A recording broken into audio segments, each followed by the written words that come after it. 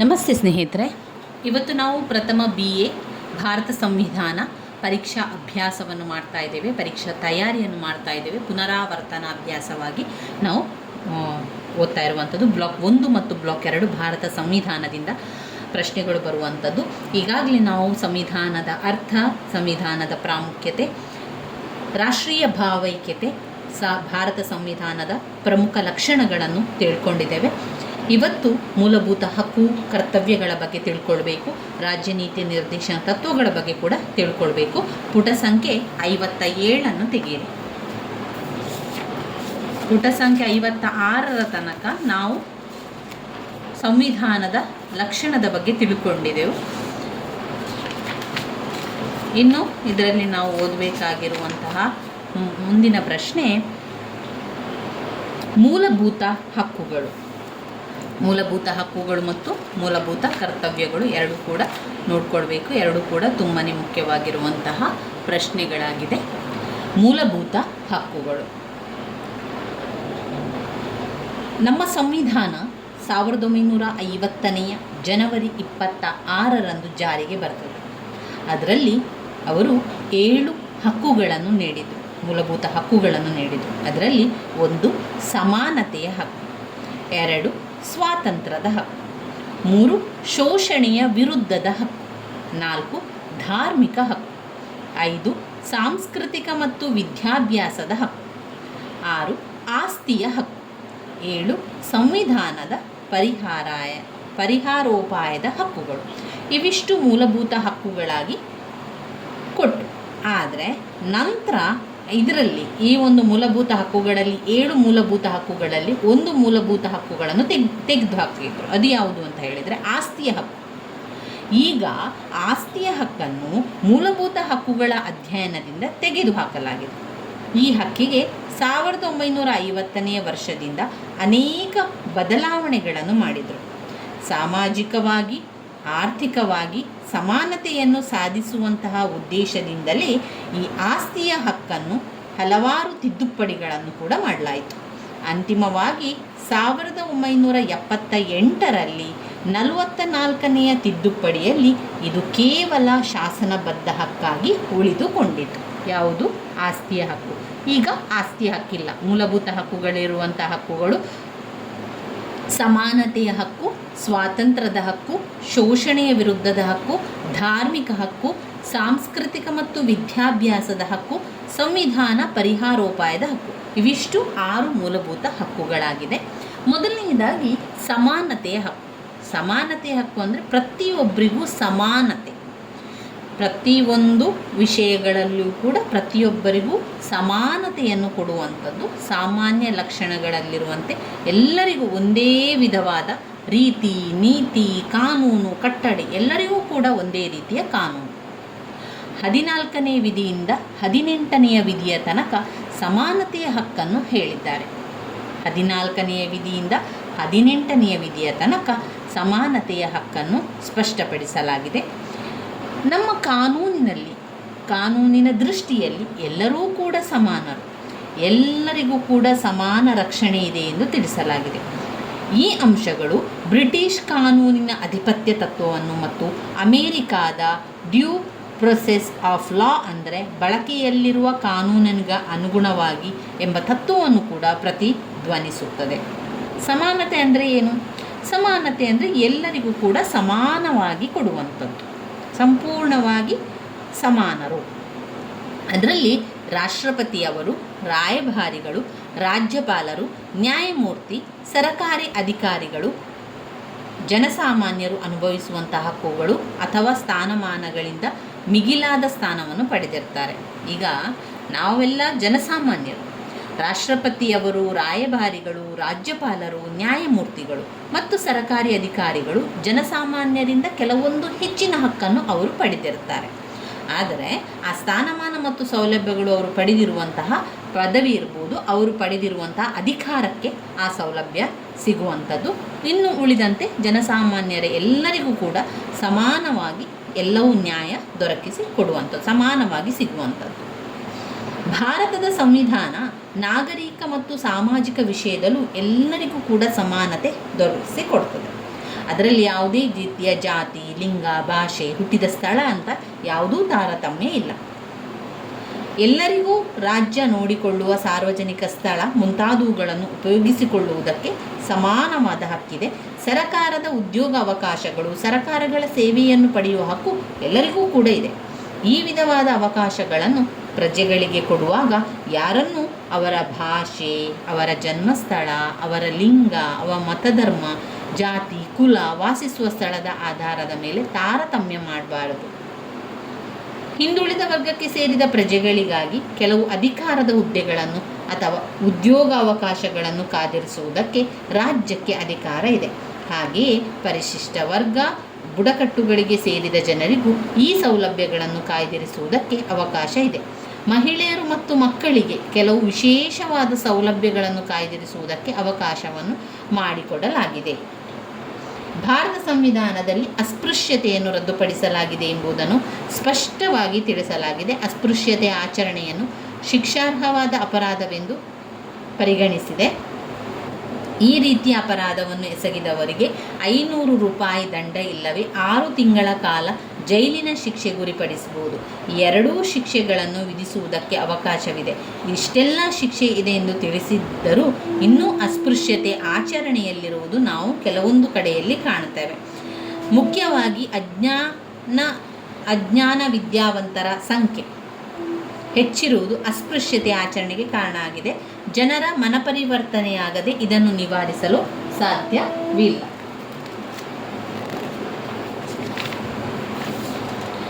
ಸಮಾನತೆಯ ಹಕ್ಕಿನ ಮತ್ತೊಂದು ವಿಶೇಷ ಅಂತ ಹೇಳಿದರೆ, ಯಾವ ವ್ಯಕ್ತಿಗೆ ಆಗಲಿ ಯಾವುದೇ ವಿಧವಾದ ಬಿರುದು, ಗೌರವಯುತ ಸ್ಥಾನಮಾನಗಳನ್ನು ನೀಡುವುದಕ್ಕೆ ಸಂಬಂಧಿಸಿದ ಅಧಿಕಾರ ರಾಜ್ಯಕ್ಕಿಲ್ಲ. ಇನ್ನು ಸಮಾನತೆ ಅಂತ ಬಂದಾಗ, ಸಮಾನತೆಯ ಹಕ್ಕು ಅಂತ ಬಂದಾಗ ನಾವು ನೋಡಿದರೆ, ಭಾರತದ ಪ್ರಜೆ, ಈಗ ನಾವು ಒಂದು ಭಾರತದ ಪ್ರಜೆಯಾಗಿದ್ದುಕೊಂಡು ಹೊರ ರಾಷ್ಟ್ರಕ್ಕೆ ನೀಡುವಂಥ ಯಾವುದೇ ಒಂದು ಪದವಿಯಾಗಿರ್ಬೋದು, ಬಿರುದುಗಳನ್ನು ನಮ್ಮ ರಾಜ್ಯದ ಅನುಮತಿ ಇಲ್ಲದೆ ಅದನ್ನು ಪಡೆಯುವುದಕ್ಕೆ ಅವಕಾಶವಿಲ್ಲ.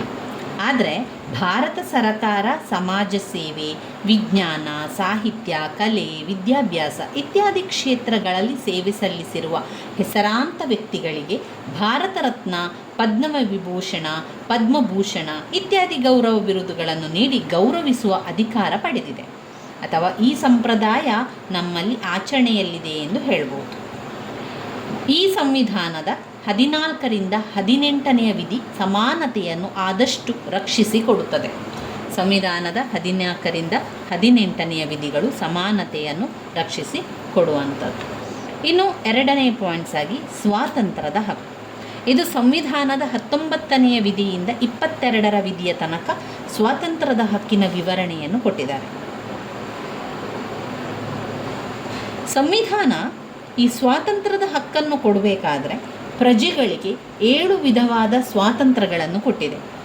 ಆದರೆ ಈಗ ಅದು 6 ಸ್ವಾತಂತ್ರ್ಯಗಳು ಇರುವಂಥದ್ದು 19ನೆಯ ವಿಧಿ ತಿಳಿಸುವಂಥದ್ದು. ಸಂವಿಧಾನ 19ನೆಯ ವಿಧಿಯಿಂದ 22 ವಿಧಿಯ ತನಕ ಸ್ವಾತಂತ್ರ್ಯದ ಹಕ್ಕು. ಯಾವುದೆಲ್ಲ ಸ್ವಾತಂತ್ರ್ಯವನ್ನು ಕೊಟ್ಟಿದೆ ಸರಕಾರ ಅಥವಾ ಸಂವಿಧಾನ?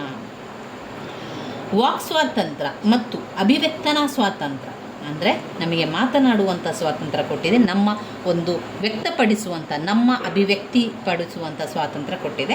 2, ಶಸ್ತ್ರರಹಿತವಾಗಿ ಶಾಂತಿಯುತ ಸಭೆ ಸೇರುವ ಸ್ವಾತಂತ್ರ್ಯ. ನಮಗೆ ಶಸ್ತ್ರಗಳೆಲ್ಲ ಇಲ್ಲದೆ ನಾವು ಒಂದು ಸಭೆಯನ್ನು ಸೇರುವಂಥ, ಶಾಂತಿಯಿಂದ ಸಭೆಯನ್ನು ಸೇರುವಂಥ ಸ್ವಾತಂತ್ರ್ಯ ನಮಗೆ ಕೊಟ್ಟಿದೆ.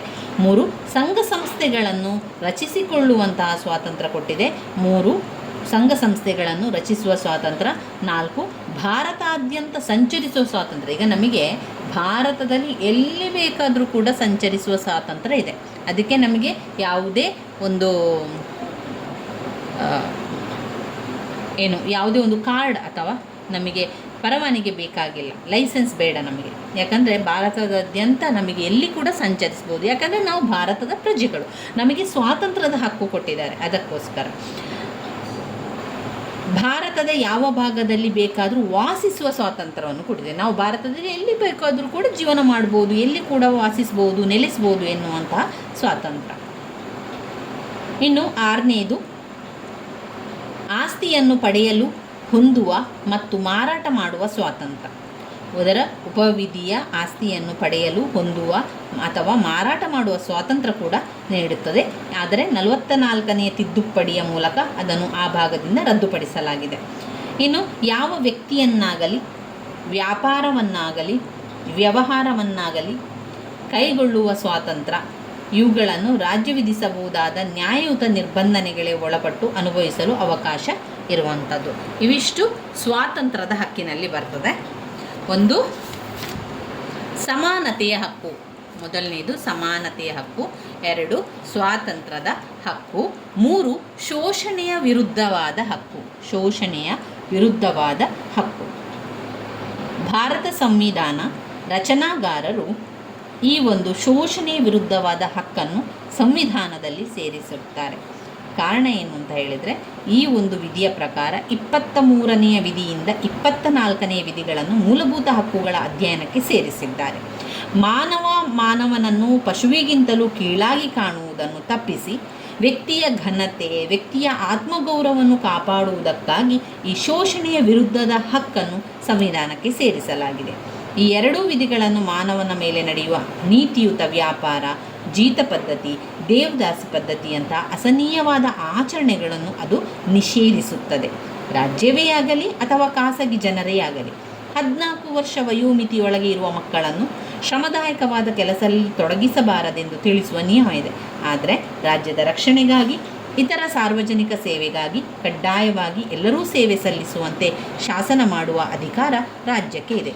ಯಾವ ರೀತಿಯ ಶೋಷಣೆಯಾಗಲಿ ಅಪರಾಧವೆಸಗಿದರೆ ಅದಕ್ಕೆ ಶಿಕ್ಷಾರ್ಹ ಇದೆ. ಶಿಕ್ಷೆಯನ್ನು ಕೊಡುವಂಥದ್ದು, ಅಂದರೆ ಜುಲ್ಮಾನೆ ವಿಧಿಸುವಂಥದ್ದು, ಸೆರೆಮನೆ ಶಿಕ್ಷೆಯನ್ನು ಮಾಡುವಂಥದ್ದು ಅವಕಾಶ ಇದೆ. ದುರ್ಬಲರನ್ನು, ಮಹಿಳೆಯರನ್ನು, ಮಕ್ಕಳನ್ನು, ಹಿಂದುಳಿದವರನ್ನು ಅನೈತಿಕವಾಗಿ ಅಥವಾ ದೈಹಿಕವಾಗಿ ಶೋಷಣೆಯ ವಿರುದ್ಧ ರಕ್ಷಿಸಬೇಕೆಂದು ನಮ್ಮ ಸಂವಿಧಾನ ಅಗತ್ಯವಾದ ಕ್ರಮಗಳನ್ನು ಕೈಗೊಳ್ಳುವುದಕ್ಕೆ ಸಹಾಯಕವಾದ ಅಧಿಕಾರವನ್ನು ರಾಜ್ಯಕ್ಕೆ ನೀಡಿದೆ. ರಾಜ್ಯವು ಸಹ ತನ್ನಿಂದ ಸಾಧ್ಯವಿರಬಹುದಾದ ಎಲ್ಲ ಕ್ರಮಗಳನ್ನು ಕೈಗೊಂಡಿದೆ. ಆದರೂ ಶೋಷಣೆ ಒಂದಲ್ಲ ಒಂದು ರೀತಿಯಲ್ಲಿ ನಡೆಯುತ್ತಲೇ ಬಂದಿದೆ. ಶೋಷಣೆಯನ್ನು ನಿಲ್ಲಿಸಿ ಮಾನವೀಯತೆ ಎಲ್ಲರಲ್ಲಿಯೂ ಬೆಳೆಯುವಂತೆ ಮಾಡಬೇಕಾದುದು ದೇಶ ಮತ್ತು ದೇಶದ ಪ್ರಜೆಗಳೆಲ್ಲರ ಆದ್ಯ ಕರ್ತವ್ಯವಾಗಿದೆ. ಇದು ಶೋಷಣೆಯ ವಿರುದ್ಧದ ಹಕ್ಕು. ಇನ್ನು ಬರುವಂಥದ್ದು ಧಾರ್ಮಿಕ ಸ್ವಾತಂತ್ರ್ಯದ ಹಕ್ಕು. ಇಲ್ಲಿ ಪ್ರತಿಯೊಬ್ಬರಿಗೂ ಕೂಡ ಧಾರ್ಮಿಕ ಹಕ್ಕಿನಲ್ಲಿ ಪ್ರತಿಯೊಬ್ಬರಿಗೂ ಕೂಡ ಯಾವುದೇ ಧರ್ಮವನ್ನು ಸೇರಿಕೊಳ್ಳುವಂತಹ ಒಂದು ಸ್ವಾತಂತ್ರ್ಯ ಇದೆ.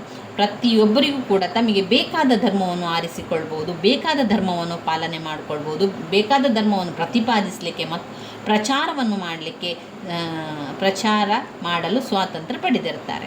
ಸಂವಿಧಾನದ 25, 26, 27, 28ನೇ ವಿಧಿಗಳು ಧಾರ್ಮಿಕ ಸ್ವಾತಂತ್ರ್ಯದ ವಿವರಣೆಗಳನ್ನು ಒಳಗೊಂಡಿದೆ. ಅನ್ಯಧರ್ಮ ಸಹಿಷ್ಣುತೆ ಭಾರತೀಯ ಸಂಸ್ಕೃತಿಯ ವೈಶಿಷ್ಟ್ಯವಾಗಿದೆ. ಈ ತತ್ವಕ್ಕೆ ಅನುಸಾರವಾಗಿ ನಮ್ಮ ಸಂವಿಧಾನ ಎಲ್ಲ ಧರ್ಮದವರಿಗೂ ಧಾರ್ಮಿಕ ಸ್ವಾತಂತ್ರ್ಯವನ್ನು ಕೊಟ್ಟಿದೆ. ಸಾರ್ವಜನಿಕ ಶಾಂತಿ, ಆರೋಗ್ಯ, ರಕ್ಷಣೆ, ನೈತಿಕ ತತ್ವಗಳಿಗೆ ಚ್ಯುತಿ ಉಂಟಾಗುವ ರೀತಿಯಲ್ಲಿ ಮತ, ಧರ್ಮ ಸ್ವಾತಂತ್ರ್ಯವನ್ನು ಅನುಭವಿಸುವುದಕ್ಕೆ ಅವಕಾಶ ಇದೆ. ಪ್ರತಿಯೊಬ್ಬನೂ ತನಗೆ ಬೇಕಾದ ಧರ್ಮವನ್ನು ಅವಲಂಬಿಸಲು, ಪ್ರತಿಪಾದಿಸಲು, ಪ್ರಚಾರ ಮಾಡಲು ಸ್ವಾತಂತ್ರ್ಯ ಪಡೆದಿದ್ದಾನೆ. ಇನ್ನು ಬರುವಂಥದ್ದು ಸಾಂಸ್ಕೃತಿಕ ಮತ್ತು ವಿದ್ಯಾಭ್ಯಾಸದ ಹಕ್ಕು. ಭಾರತದಲ್ಲಿರುವ ಎಲ್ಲ ವಿಧವಾದ ಅಲ್ಪಸಂಖ್ಯಾತರಿಗೂ ಹೊಸ ಕಾಲವೇ ಆರಂಭವಾದ ಸಂವಿಧಾನದ 20 ಮತ್ತು 30ನೇ ವಿಧಿಗಳು ಭಾರತದ ಪ್ರಜೆಗಳಿಗೆ, ಅಂದರೆ ಪ್ರತ್ಯೇಕವಾದ ಭಾಷೆ, ಲಿಪಿ, ಸಂಸ್ಕೃತಿ ಇತ್ಯಾದಿಯನ್ನು ಹೊಂದಿರುವ ಅಲ್ಪಸಂಖ್ಯಾತರ ಪ್ರಜೆಗಳಿಗೆ ನಮ್ಮ ಭಾಷೆಯನ್ನು, ಲಿಪಿಯನ್ನು, ಸಂಸ್ಕೃತಿಯನ್ನು ಉಳಿಸಿಕೊಳ್ಳುವುದಕ್ಕೂ ಅವುಗಳನ್ನು ರಕ್ಷಿಸಿಕೊಳ್ಳುವುದಕ್ಕೂ ಹಕ್ಕು ಇದೆ. ಈ ಉದ್ದೇಶ ಸಾಧನೆಗಾಗಿ ಲಿಪಿಯನ್ನು ಮತ್ತು ಸಂಸ್ಕೃತಿಯನ್ನು ಉಳಿಸಿಕೊಳ್ಳುವುದಕ್ಕೂ ಅವುಗಳನ್ನು ರಕ್ಷಿಸಿಕೊಳ್ಳುವುದಕ್ಕೂ ಹಕ್ಕು ಇದೆ. ಈ ಉದ್ದೇಶ ಸಾಧನೆಗಾಗಿ ತಮಗೆ ಬೇಕಾದ ಸಂಸ್ಥೆಗಳನ್ನು ಸ್ಥಾಪಿಸಿಕೊಳ್ಳುವುದಕ್ಕೆ ಅವಕಾಶ ಇದೆ. ಇಂತಹ ಸಂಸ್ಥೆಗಳಿಗೆ ಧನಸಹಾಯ ನೀಡುವ ರಾಜ್ಯ ತಾರತಮ್ಯ ಮಾಡಬಾರದು ಎಂದು ತಿಳಿಸಲಾಗಿದೆ. ಅಂತೆಯೇ ರಾಜ್ಯದ ಧನ ಸಹಾಯವನ್ನು ಪಡೆದು ನಡೆಸಲಾಗುತ್ತಿರುವ ಆದರೆ ಭಾಷಾ ಅಥವಾ ಧರ್ಮ ಸಂಬಂಧವಾದ ಅಲ್ಪಸಂಖ್ಯಾತರ ಹತೋಟಿಯಲ್ಲಿರುವ ಸಂಸ್ಥೆಗಳಿಗೆ ಪ್ರವೇಶವನ್ನು ಬಯಸುವ ವಿದ್ಯಾರ್ಥಿಗಳಿಗೆ ಜಾತಿ, ಮತ, ಭಾಷೆಯ ಆಧಾರದ ಮೇಲೆ ಪ್ರವೇಶಾವಕಾಶವನ್ನು ನಿರಾಕರಿಸಬಾರದೆಂಬ ನಿಯಮವು ಸಂವಿಧಾನದಲ್ಲಿದೆ. ಯಾವುದೇ ಅಲ್ಪಸಂಖ್ಯಾತರಿಗೆ ಬೇಡದ ಸಂಸ್ಕೃತಿಯನ್ನು ಹೇರುವುದಕ್ಕೆ ರಾಜ್ಯಕ್ಕೆ ಅಧಿಕಾರವಿಲ್ಲ. ಆದರೆ ಸಾಮಾಜಿಕವಾಗಿ ವಿದ್ಯಾಭ್ಯಾಸದಿಂದ ಹಿಂದುಳಿದಿರುವ ಪ್ರಜಾವರ್ಗಗಳಿಗೆ, ಪರಿಶಿಷ್ಟ ಜಾತಿ ಪರಿಶಿಷ್ಟ ಬುಡಕಟ್ಟುಗಳಿಗೆ ಸೇರಿದವರ ಉದ್ಧಾರಕ್ಕಾಗಿ ಅಗತ್ಯವಾದ ಕ್ರಮವನ್ನು ಕೈಗೊಳ್ಳುವುದಕ್ಕೆ ರಾಜ್ಯಕ್ಕೆ ಅಧಿಕಾರ ಇದೆ. ಇನ್ನು ಸಂವಿಧಾನಾತ್ಮಕ ಪರಿಹಾರೋಪಾಯದ ಹಕ್ಕು. ಪ್ರಜೆಗೂ ತನ್ನ ಹಕ್ಕುಗಳನ್ನು ರಕ್ಷಿಸಿಕೊಳ್ಳುವುದಕ್ಕೆ ನ್ಯಾಯಾಲಯದ ಮೊರೆ ಹೋಗುವುದಕ್ಕೆ ಅವಕಾಶ ಇದೆ. ಮೂಲಭೂತ ಹಕ್ಕುಗಳನ್ನು ಕೇವಲ ಪೋಷಿಸುವುದರಿಂದ ನಾವು ಏನನ್ನೂ ಸಾಧಿಸಲಾಗುವುದಿಲ್ಲ. ಈ ಹಕ್ಕುಗಳನ್ನು ರಕ್ಷಿಸಿಕೊಳ್ಳುವುದೇ ಅಗತ್ಯವಾದ ಪರಿಹಾರೋಪಾಯಗಳನ್ನು ಸಂವಿಧಾನದಲ್ಲಿ ಸೇರಿಸದಿದ್ದರೆ ಈ ಹಕ್ಕುಗಳಿಗೆ ಯಾವ ಬೆಲೆಯೂ ಇರುವುದಿಲ್ಲ. ಅವುಗಳನ್ನು ಕೇವಲ ಸಾತ್ವಿಕ ನಿಯಮಗಳೆಂದು ಕರೆಯಬೇಕಾಗುತ್ತದೆ. ಅದನ್ನು ಅರಿತ ಸಂವಿಧಾನ ರಚನಾಕಾರರು ಮೂಲಭೂತ ಹಕ್ಕುಗಳ ರಕ್ಷಣೆಗಾಗಿ 32ನೇ ವಿಧಿಯನ್ನು ಸಂವಿಧಾನದ 3ನೇ ಭಾಗದಲ್ಲಿ ಅಳವಡಿಸಲಾಗಿದೆ. ಈ ವಿಧಿಯ ಪ್ರಕಾರ ಪ್ರತಿಯೊಬ್ಬ ಪ್ರಜೆಗೂ ತನ್ನ ಹಕ್ಕುಗಳನ್ನು ರಕ್ಷಿಸಿಕೊಳ್ಳುವುದಕ್ಕೆ ನ್ಯಾಯಾಲಯದ ಮೊರೆ ಹೋಗುವುದಕ್ಕೆ ಅವಕಾಶವಿದೆ.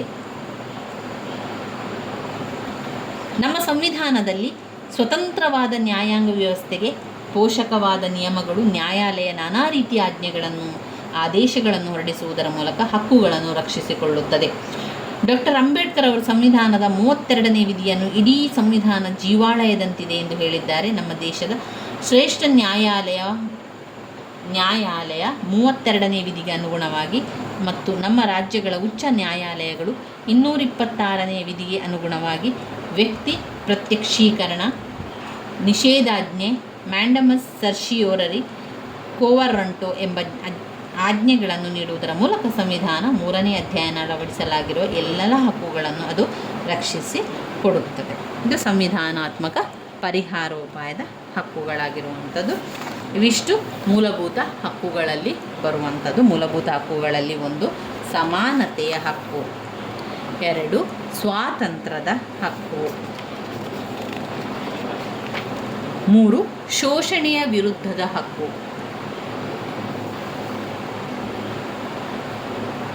4 ಧಾರ್ಮಿಕ ಸ್ವಾತಂತ್ರ್ಯದ ಹಕ್ಕು, ಸಾಂಸ್ಕೃತಿಕ ಮತ್ತು ವಿದ್ಯಾಭ್ಯಾಸದ ಹಕ್ಕು,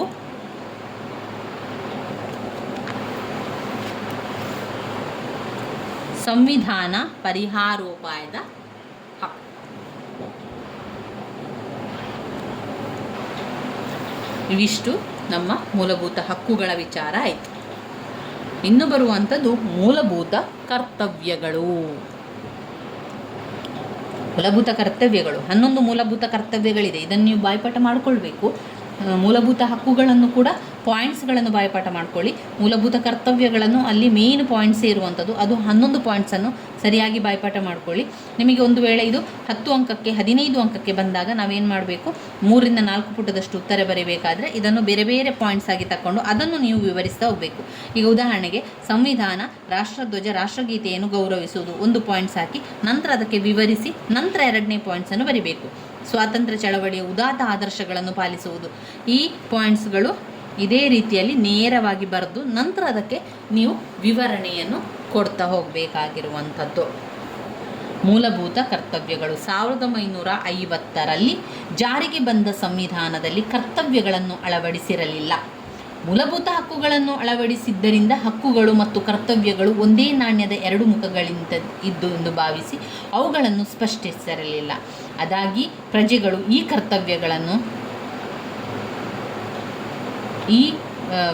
ಕರ್ತವ್ಯ ನೆರವೇರಿಸಬೇಕಾಗಿತ್ತು.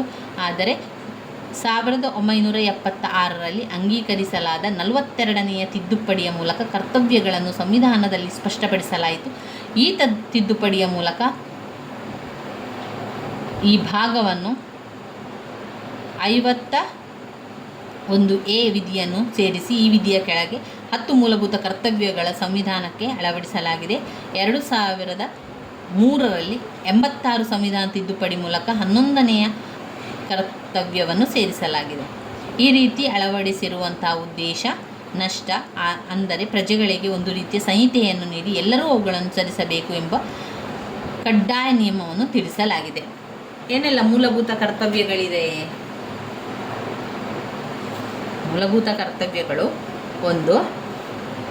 ಸಂವಿಧಾನ, ರಾಷ್ಟ್ರಧ್ವಜ, ರಾಷ್ಟ್ರಗೀತೆಯನ್ನು ಗೌರವಿಸುವುದು. ನೀವು ವಿಡಿಯೋವನ್ನು ಕೇಳ್ತಾ ಇದ್ದೀರಿ ಅಂತಾದರೆ 2 ಬಾರಿ ಪಾಯಿಂಟ್ಸ್ಗಳನ್ನು ಹೇಳ್ತಾ ಹೋಗ್ತಾನೆ, ಸರಿಯಾಗಿ ಅರ್ಥ ಮಾಡಿಕೊಳ್ಳಿ.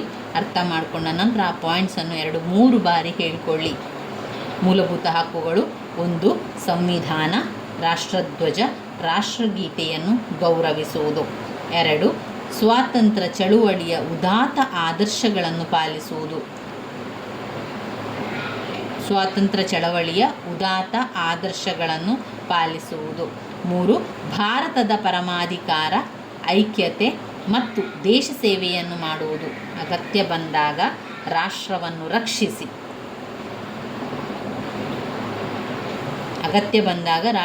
ರಕ್ಷಿಸಿ ದೇಶ ಸೇವೆಯನ್ನು ಮಾಡುವುದು. 3ನೇದು ನಾವು ಓದ್ಕೊಂಡಿದ್ದೇವೆ, ಭಾರತದ ಪರಮಾಧಿಕಾರ, ಐಕ್ಯತೆ ಮತ್ತು ಸಮಗ್ರತೆಯನ್ನು ರಕ್ಷಿಸುವುದು. 1. ಸಂವಿಧಾನ, ರಾಷ್ಟ್ರಧ್ವಜ, ರಾಷ್ಟ್ರಗೀತೆಯನ್ನು ಗೌರವಿಸುವುದು. 2. ಸ್ವಾತಂತ್ರ್ಯ ಚಳವಳಿಯ ಉದಾತ್ತ ಆದರ್ಶಗಳನ್ನು ಪಾಲಿಸುವುದು. ಸ್ವತಂತ್ರ ಚಳವಳಿಯ ಉದಾತ್ತ ಆದರ್ಶಗಳನ್ನು ಪಾಲಿಸುವುದು. ಭಾರತದ ಪರಮಾಧಿಕಾರ, ಐಕ್ಯತೆ ಮತ್ತು ಸಮಗ್ರತೆಯನ್ನು ರಕ್ಷಿಸುವುದು. ಭಾರತದ ಪರಮಾಧಿಕಾರ, ಐಕ್ಯತೆ ಮತ್ತು ಸಮಗ್ರತೆಯನ್ನು ರಕ್ಷಿಸುವುದು. 4. ಅಗತ್ಯ ಬಂದಾಗ ರಾಷ್ಟ್ರವನ್ನು ರಕ್ಷಿಸಿ ದೇಶ ಸೇವೆಯನ್ನು ಮಾಡುವುದು. ಅಗತ್ಯ ಬಂದಾಗ ರಾಷ್ಟ್ರವನ್ನು ರಕ್ಷಿಸಿ ದೇಶ ಸೇವೆ ಮಾಡುವುದು. Point number 5. ಎಲ್ಲರಲ್ಲಿಯೂ ಸಾಮರಸ್ಯ ಮತ್ತು ಸಹೋದರ ಭಾವನೆಯನ್ನು ಬೆಳೆಸುವುದು. ಎಲ್ಲರಲ್ಲಿಯೂ ಕೂಡ ಸಹೋದರ ಭಾವನೆ, ಸಾಮರಸ್ಯ ಮತ್ತು ಸಹೋದರ ಭಾವನೆಯನ್ನು ಬೆಳೆಸುವುದು. ಮಹಿಳೆಯ ಗೌರವಕ್ಕೆ ಧಕ್ಕೆ ತರುವ ಆಚರಣೆಗಳನ್ನು ತ್ಯಜಿಸುವುದು. ಮಹಿಳೆಯರ ಗೌರವಕ್ಕೆ ಅದು ಧಕ್ಕೆ ತರ್ತಾ ಇದೆ ಅಂತಾದರೆ ಅದನ್ನು ತ್ಯಜಿಸುವುದು. Point number 6. ನಮ್ಮ ಸಂಸ್ಕೃತಿಯನ್ನು ಗೌರವಿಸಿ ರಕ್ಷಿಸುವುದು. ನಮ್ಮ ಸಂಸ್ಕೃತಿಯನ್ನು ಗೌರವಿಸಿ ರಕ್ಷಿಸುವುದು. Point number 7. ಅರಣ್ಯಗಳು, ಸರೋವರಗಳು, ನದಿಗಳು, ಮೃಗಗಳು ಸೇರಿದಂತೆ ಪ್ರಕೃತಿ ಪರಿಸರವನ್ನು ರಕ್ಷಿಸಿ ಅಭಿವೃದ್ಧಿಪಡಿಸುವುದು. ಅರಣ್ಯಗಳು, ಸರೋವರಗಳು, ನದಿಗಳು, ಮೃಗಗಳು ಸೇರಿದಂತೆ ಪ್ರಕೃತಿ ಪರಿಸರವನ್ನು ರಕ್ಷಿಸಿ ಅಭಿವೃದ್ಧಿ ಪಡುವುದು. 8. ವೈಜ್ಞಾನಿಕ ಹಾಗೂ ಮಾನವೀಯ ಗುಣಗಳನ್ನು ಹಾಗೂ ಸುಧಾರಣಾ ಭಾವನೆಯನ್ನು ಬೆಳೆಸುವುದು.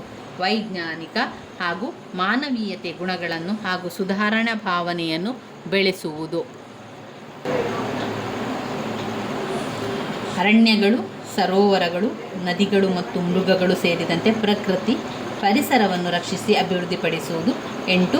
ವೈಜ್ಞಾನಿಕ ಹಾಗೂ ಮಾನವೀಯತೆ ಗುಣಗಳನ್ನು ಸುಧಾರಣಾ ಭಾವನೆಯನ್ನು ಬೆಳೆಸುವುದು. 9. ಸಾರ್ವಜನಿಕ ಆಸ್ತಿಯನ್ನು ರಕ್ಷಿಸುವುದು ಮತ್ತು ಹಿಂಸಾ ಮಾರ್ಗವನ್ನು ಕೈಬಿಡುವುದು. ಸಾರ್ವಜನಿಕ ಆಸ್ತಿಯನ್ನು ರಕ್ಷಿಸುವುದು ಮತ್ತು ಹಿಂಸಾ ಮಾರ್ಗವನ್ನು ಕೈಬಿಡುವುದು. 10. ವೈಯಕ್ತಿಕ ಹಾಗೂ ಸಾಮೂಹಿಕ ಚಟುವಟಿಕೆಗಳಲ್ಲಿ ಪ್ರಾವೀಣ್ಯತೆಯನ್ನು ಪ್ರದರ್ಶಿಸಿ ರಾಷ್ಟ್ರದ ಪ್ರಗತಿಗೆ ಶ್ರಮಿಸುವುದು. ವೈಯಕ್ತಿಕ ಹಾಗೂ ಸಾಮೂಹಿಕ ಚಟುವಟಿಕೆಯಲ್ಲಿ ಪ್ರಾವೀಣ್ಯತೆಯನ್ನು ಪ್ರದರ್ಶಿಸಿ ರಾಷ್ಟ್ರದ ಪ್ರಗತಿಗೆ ಶ್ರಮಿಸುವುದು. 11. ತಂದೆ ತಾಯಿಗಳು ತಮ್ಮ ಮಕ್ಕಳಿಗೆ 6ರಿಂದ 14 ವರ್ಷದವರೆಗೆ ಕಡ್ಡಾಯ ಶಿಕ್ಷಣವನ್ನು ನೀಡಬೇಕು. ತಂದೆ ತಾಯಿಗಳು ಮಕ್ಕಳಿಗೆ 6ರಿಂದ 14 ವರ್ಷದವರೆಗೆ ಕಡ್ಡಾಯ ಶಿಕ್ಷಣವನ್ನು ನೀಡಬೇಕು. ಈ ಮೂಲಭೂತ ಕರ್ತವ್ಯಗಳ ಉಲ್ಲಂಘನೆಯ ಬಗ್ಗೆ ನ್ಯಾಯಾಲಯದಲ್ಲಿ ಪ್ರಶ್ನಿಸುವ ಹಕ್ಕಿಲ್ಲದಿದ್ದರೂ ಎಲ್ಲ ಪ್ರಜೆಗಳು ಈ ಒಂದು ಮೂಲಭೂತ ಕರ್ತವ್ಯಗಳನ್ನು ಅನುಸರಿಸಬೇಕು. ಅದರ ಬಗ್ಗೆ ನ್ಯಾಯಾಲಯಕ್ಕೆ ಹೋಗಿ ಪ್ರಶ್ನಿಸುವಂತಹ ಹಕ್ಕು ನಮಗಿಲ್ಲ. ನಮಗೆ ಮೂಲಭೂತ ಕರ್ತವ್ಯಗಳನ್ನು ಕೊಟ್ಟಿದ್ದಾರೆ, ಇವಿಷ್ಟು ಕರ್ತವ್ಯ ನಾವು ಮಾಡಲೇಬೇಕು ಎನ್ನುವಂಥದ್ದು. ಒಂದು ವೇಳೆ ನಾವು ಆ ಒಂದು ಕರ್ತವ್ಯದ ಬಗ್ಗೆ ಪ್ರಶ್ನೆ ಮಾಡಿ ನ್ಯಾಯಾಲಯಕ್ಕೆ ಮೊರೆ ಹೋಗುವಂಥ ಅವಕಾಶ ನಮಗೆ ಯಾರಿಗೂ ಕೂಡ ಇಲ್ಲ. ಎಲ್ಲ ಪ್ರಜೆಗಳು ಅವುಗಳನ್ನು ಅನುಸರಿಸಲೇಬೇಕು. ಈ ಕರ್ತವ್ಯಗಳನ್ನು ಸಂವಿಧಾನದಲ್ಲಿ ಸೇರಿಸಿರುವುದರ ಬಗ್ಗೆ ಅನೇಕ ಟೀಕೆಗಳು ಕೂಡ ಇದೆ. ಇದನ್ನು ಸಂವಿಧಾನದಲ್ಲಿ ಸೇರಿಸಲಾಗಿದೆ, ಮೂಲಭೂತ ಕರ್ತವ್ಯಗಳನ್ನು ಅದನ್ನು ಟೀಕಿಸಲಾಗಿದೆ. ಬಹಳ ಕಾಲದಿಂದಲೂ ಕೂಡ ಭಾರತೀಯರು ಈ ಎಲ್ಲ ಕರ್ತವ್ಯಗಳನ್ನು ಮಾಡ್ತಾ ಇದ್ದಾರೆ. ರಾಷ್ಟ್ರವನ್ನು ರಕ್ಷಿಸುವುದರಲ್ಲಿ ನಮ್ಮ ದೇಶದ ಪ್ರಜೆಗಳು ಹಿಂದುಳಿದಿಲ್ಲ. ಈ ಕರ್ತವ್ಯಗಳನ್ನು ಆದುದರಿಂದ ಸಂವಿಧಾನಕ್ಕೆ ಸೇರಿರುವ ಅಗತ್ಯವಿರಲಿಲ್ಲ ಎಂಬ ಟೀಕೆ ಇದೆ. ಈ 4ನೆಯ ವಿಭಾಗವನ್ನು ಸ್ವರ್ಣ ಸಿಂಗ್ ಸಮಿತಿಯ ಶಿಫಾರಸ್ಸಿಗೆ ಅನುಗುಣವಾಗಿ ಸಂವಿಧಾನಕ್ಕೆ ಸೇರಿಸಲಾಗಿದೆ ಅಲ್ಲದೆ ಈ ಭಾಗ ವಿಶ್ವ ಮಾನವ ಹಕ್ಕುಗಳ ಶೋಷಣೆ, ಜಪಾನ್, ಚೀನಾ, ಸೋವಿಯತ್ ಸಂವಿಧಾನದಲ್ಲಿ ಕಂಡುಬರುವಂತಹ ನಿಯಮಗಳನ್ನು ಅನುಸರಿಸಬೇಕು. ಇವಿಷ್ಟು ಮೂಲಭೂತ ಕರ್ತವ್ಯಗಳಾಗಿದೆ. ಇನ್ನು ಬರುವಂತಹ ವೆರಿ ಇಂಪಾರ್ಟೆಂಟ್ ಆಗಿರುವಂತಹ ಪ್ರಶ್ನೆ ಪರಿಶಿಷ್ಟ ಜಾತಿ, ಪರಿಶಿಷ್ಟ ವರ್ಗ, ಮಹಿಳೆ, ಹಿಂದುಳಿದ ವರ್ಗಗಳು, ಧಾರ್ಮಿಕ ಮತ್ತು ಭಾಷಾ ಅಲ್ಪಸಂಖ್ಯಾತರ ಹಕ್ಕುಗಳು. ಪರಿಶಿಷ್ಟ ಜಾತಿ, ಪರಿಶಿಷ್ಟ ಪಂಗಡ, ಮಹಿಳೆ, ಹಿಂದುಳಿದ ವರ್ಗ, ಧಾರ್ಮಿಕ ಮತ್ತು ಭಾಷಾ ಅಲ್ಪಸಂಖ್ಯಾತರ ವಿಶೇಷ ಹಕ್ಕುಗಳು. ಯಾವುದೆಲ್ಲ ಇದೆ ವಿಶೇಷ ಹಕ್ಕುಗಳಾಗಿ? 1. ರಾಜಕೀಯ ಕ್ಷೇತ್ರದಲ್ಲಿ ಮೀಸಲಾತಿ. 2. ಸಾರ್ವಜನಿಕ ಹುದ್ದೆಗಳಲ್ಲಿ ಮೀಸಲಾತಿ. 3. ಸಾರ್ವಜನಿಕ ಕ್ಷೇತ್ರಗಳಲ್ಲಿ ಪ್ರತಿಯೊಬ್ಬರಿಗೂ ಮುಕ್ತ ಅವಕಾಶ.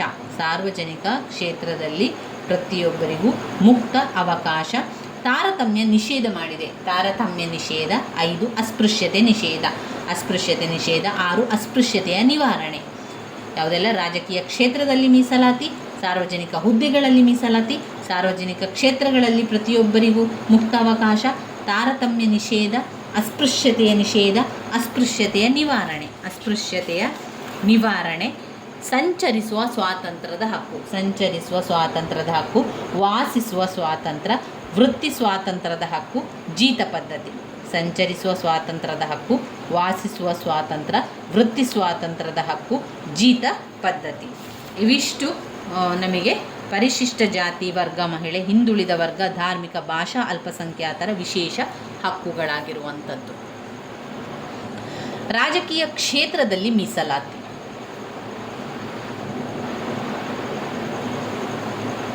ರಾಜಕೀಯ ಕ್ಷೇತ್ರದಲ್ಲಿ ಮೀಸಲಾತಿ ಅಂತ ಹೇಳಿ ಬಂದಾಗ ಲೋಕಸಭೆ, ವಿಧಾನಸಭೆ ಹಾಗೂ ಇತರ ಸ್ಥಳೀಯ ಸರಕಾರಗಳಲ್ಲಿ ಈ ವರ್ಗಕ್ಕೆ ಕೆಲವು ಸ್ಥಾನಗಳನ್ನು ಮೀಸಲಿಟ್ಟು ಈ ಕ್ಷೇತ್ರಗಳಲ್ಲಿ ಈ ವರ್ಗದವರು ಮಾತ್ರ ಸ್ಪರ್ಧಿಸಬಹುದಾಗಿರುತ್ತದೆ.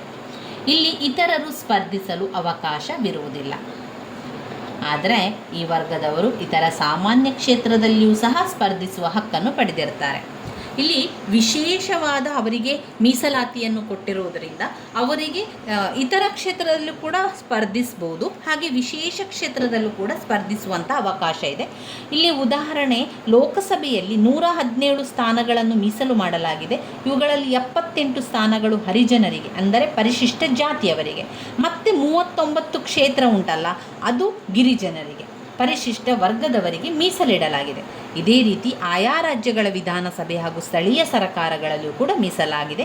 ಈ ಹಕ್ಕನ್ನು ವಿಶೇಷವಾಗಿ ದಲಿತರಿಗೆ ನೀಡಲಾಗಿದೆ. ಈಗ ನಾವು ಮಹಿಳೆಯಾಗಿ ನಮಗೂ ಕೂಡ ಈ ಒಂದು ಹಕ್ಕಿದೆ. ರಾಜಕೀಯ ಕ್ಷೇತ್ರದಲ್ಲಿ ಮೀಸಲಾತಿ ಇದೆ. ನಾವು ರಾಜಕೀಯದಲ್ಲಿ ಪಾಲ್ಗೊಳ್ಬೋದು. ನಾವು ಎಷ್ಟೋ ಜನರು ಈ ಒಂದು ವಿಷಯ ನಮಗೆ ಗೊತ್ತಿರುವುದಿಲ್ಲ. ಆದ್ದರಿಂದ ನಾವು ಯಾವ ವಿಚಾರಕ್ಕೂ ಕೂಡ ಹೋಗದೇ ಇರುವುದರಿಂದ ನಮಗೆ ಈ ವಿಚಾರಗಳು ಗೊತ್ತಿಲ್ಲ.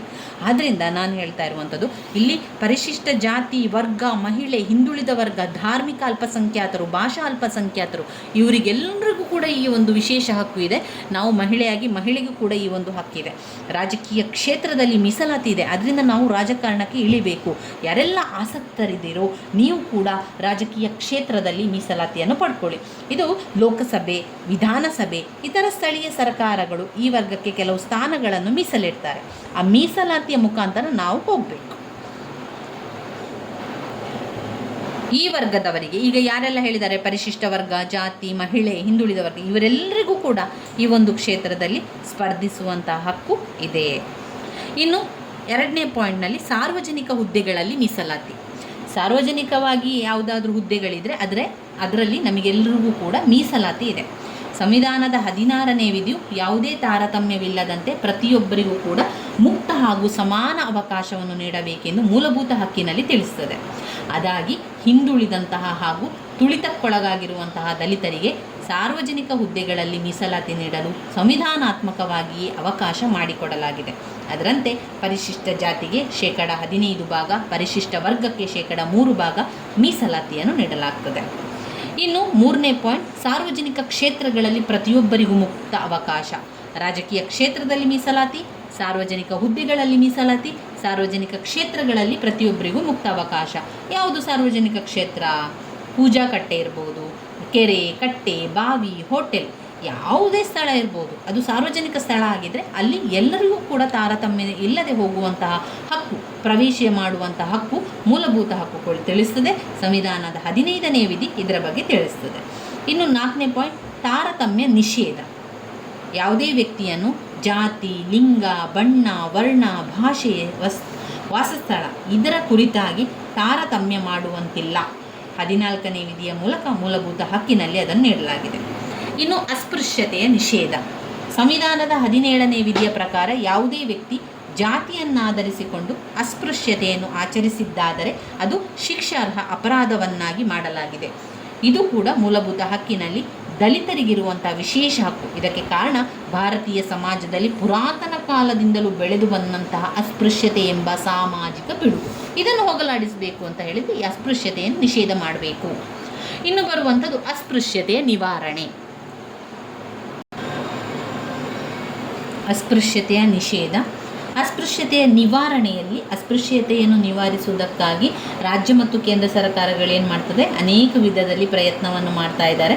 ಅದರಲ್ಲಿ ಪರಿಶಿಷ್ಟ ಜಾತಿ ಮತ್ತು ವರ್ಗಗಳ ಆಯೋಗಗಳನ್ನು ರಚಿಸುವುದು, ಸಮಾಜ ಕಲ್ಯಾಣ ಇಲಾಖೆಗಳ ಮೂಲಕ ಅವರ ಅಭಿವೃದ್ಧಿಯನ್ನು ಸಾಧಿಸಲು ಯತ್ನಿಸುವುದು, ಇವೇ ಮೊದಲಾದಂತಹ ಕ್ರಮಗಳನ್ನು ಕೈಗೊಳ್ಳಲಾಗಿದೆ. ಸಂಚರಿಸುವ ಸ್ವಾತಂತ್ರ್ಯದ ಹಕ್ಕು ಅಂದರೆ ಯಾವುದೇ ವ್ಯಕ್ತಿ ಭಾರತದ ವ್ಯಾಪ್ತಿಯಲ್ಲಿ ಎಲ್ಲಿ ಬೇಕಾದರೂ ಕೂಡ ಹೋಗ್ಬೋದು, ಸಂಚರಿಸ್ಬೋದು, ಆ ಸ್ವಾತಂತ್ರ್ಯ ಹೊಂದಿರ್ತಾನೆ. ಇದರಲ್ಲಿನ ವಿಶೇಷತೆ ಅಂತ ಹೇಳಿದರೆ, ಹಿಂದೆ ಪರಿಶಿಷ್ಟ ಜಾತಿಯವರು ಕೆಲವು ಪ್ರದೇಶಗಳನ್ನು ಸಂಚರಿಸಲಿಕ್ಕೆ ಅವಕಾಶವನ್ನೇ ಮಾಡಿಕೊಡ್ತಾ ಇರಲಿಲ್ಲ. ಆದ್ದರಿಂದ ಈ ಅವಕಾಶ ದೊರಕುವಂತಾಯಿತು. ಇದು ಸಂವಿಧಾನದ 19ನೇ ವಿಧಿಯು ಇದನ್ನು ಸ್ಪಷ್ಟವಾಗಿ ತಿಳಿಸ್ತದೆ, ಸಂಚರಿಸುವ ಸ್ವಾತಂತ್ರ್ಯದ ಹಕ್ಕು. ಇನ್ನು ವಾಸಿಸುವ ಸ್ವಾತಂತ್ರ್ಯ ಕೂಡ ಹಾಗೆ ಸಂವಿಧಾನದ 19ನೇ ವಿಧಿಯ ಮೂಲಭೂತ ಹಕ್ಕಿನ ಮೂಲಕ ಇದನ್ನು ನಿಷೇಧಿಸಿ ಯಾರು ಎಲ್ಲಿ ಬೇಕಾದರೂ ವಾಸಿಸುವುದರ ಸ್ವಾತಂತ್ರ್ಯವನ್ನು ಕೊಟ್ಟಿದ್ದಾರೆ. ಭಾರತ ಯಾವುದೇ ಭಾಗದಲ್ಲಾದರೂ ಕೂಡ ಹೋಗಿ ವಾಸ ಮಾಡ್ಬೋದು, ಆ ಒಂದು ಸ್ವಾತಂತ್ರ್ಯದ ಹಕ್ಕು ಇದೆ. ಇದರಲ್ಲಿಯೂ ಕೂಡ ಹಿಂದೆ ಪರಿಶಿಷ್ಟ ಜಾತಿಯವರಿಗೆ ನಿರ್ದಿಷ್ಟವಾದಂತಹ ಮೀಸಲಾದ ಪ್ರತ್ಯೇಕ ಸ್ಥಳಗಳಲ್ಲಿ ಅವರು ವಾಸ ಮಾಡಬೇಕಿತ್ತು. ವೃತ್ತಿ ಸ್ವಾತಂತ್ರ್ಯದ ಹಕ್ಕು. ಯಾವ ವೃತ್ತಿಯನ್ನಾದರೂ ಮಾಡ್ಬೋದು, ಇಂತಹದೇ ವೃತ್ತಿ ಮಾಡಬೇಕೆಂದು ಒತ್ತಾಯ ಇಲ್ಲ. ಹಿಂದೆ ತಲತಲಾಂತರಗಳಿಂದ ಬೆಳೆದು ಬಂದಂತಹ ವೃತ್ತಿ ಪರಿಶಿಷ್ಟ ಜಾತಿಯವರು ಇದನ್ನೇ ಮುಂದುವರಿಸಬೇಕೆಂದು ಒತ್ತಾಯಿಸುವಂತಿತ್ತು. ಆದರೆ ಅವರಿಗೆ ಇಷ್ಟ ಬಂದಂತಹ ವೃತ್ತಿಯನ್ನು ಆಯ್ಕೆ ಮಾಡುವಂತಹ ಸರ್ವ ಸ್ವತಂತ್ರವನ್ನು ಈ ವಿಧಿ ತಿಳಿಸುತ್ತದೆ. ವೃತ್ತಿ ಸ್ವಾತಂತ್ರ್ಯದ ಹಕ್ಕು, ಯಾವ ವೃತ್ತಿಯನ್ನು ಮಾಡುವಂತಹ ಒಂದು ಹಕ್ಕು ಇದೆ. ಇನ್ನು 10ನೇ ಪಾಯಿಂಟ್, ಜೀತ ಪದ್ಧತಿ. ಸಂವಿಧಾನದ 23ನೇ ವಿಧಿಯು ಜೀತ ಪದ್ಧತಿ ಮತ್ತು ಗುಲಾಮಗಿರಿಯನ್ನು ನಿಷೇಧಿಸಿದೆ. ಇದರ ಉದ್ದೇಶ ಪರಿಶಿಷ್ಟ ಜಾತಿಯ ಜನತೆ ಜೀತ ಪದ್ಧತಿಗೆ ಮಾತ್ರ ಮೀಸಲು ಎನ್ನುವ ಕೆಟ್ಟ ಪದ್ಧತಿಯನ್ನು ಕೊನೆಗಾಣಿಸಿ ಅದನ್ನು ಅನುಸರಿಸಿದ್ದಾರೆ ಅದು ಶಿಕ್ಷಾರ್ಹ ಅಪರಾಧವೆಂದು ಪರಿಗಣಿಸಲಾಗಿದೆ. ಇದಕ್ಕಾಗಿ ನಿಯಮಾವಳಿಯನ್ನು ಸಹ ಮಾಡಲಾಯಿತು. ಇವಿಷ್ಟು ಪರಿಶಿಷ್ಟ ಜಾತಿ, ವರ್ಗ, ಮಹಿಳೆ, ಹಿಂದುಳಿದ ವರ್ಗ, ಧಾರ್ಮಿಕ, ಭಾಷಾ ಅಲ್ಪಸಂಖ್ಯಾತರ ವಿಶೇಷ ಹಕ್ಕುಗಳಾಗಿದೆ. ಪಾಯಿಂಟ್ಸನ್ನು ಮತ್ತೊಮ್ಮೆ ಹೇಳ್ತಾ ಹೋಗ್ತಾನೆ. ರಾಜಕೀಯ ಕ್ಷೇತ್ರದಲ್ಲಿ ಮೀಸಲಾತಿ, ಸಾರ್ವಜನಿಕ ಹುದ್ದೆಗಳಲ್ಲಿ ಮೀಸಲಾತಿ, ಸಾರ್ವಜನಿಕ ಕ್ಷೇತ್ರದಲ್ಲಿ ಪ್ರತಿಯೊಬ್ಬನಿಗೂ ಮುಕ್ತ ಅವಕಾಶ, ತಾರತಮ್ಯ ನಿಷೇಧ, ಅಸ್ಪೃಶ್ಯತೆಯ ನಿವಾರಣೆ, ಸಂಚರಿಸುವ ಸ್ವಾತಂತ್ರ್ಯದ ಹಕ್ಕು, ವಾಸಿಸುವ ಸ್ವಾತಂತ್ರ್ಯ, ವೃತ್ತಿ ಸ್ವಾತಂತ್ರ್ಯದ ಹಕ್ಕು, ಜೀತ ಪದ್ಧತಿ,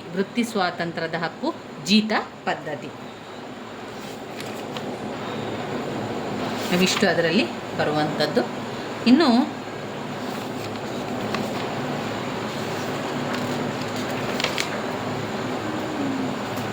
ಘಟಕ 6, ರಾಜ್ಯ ನೀತಿಯ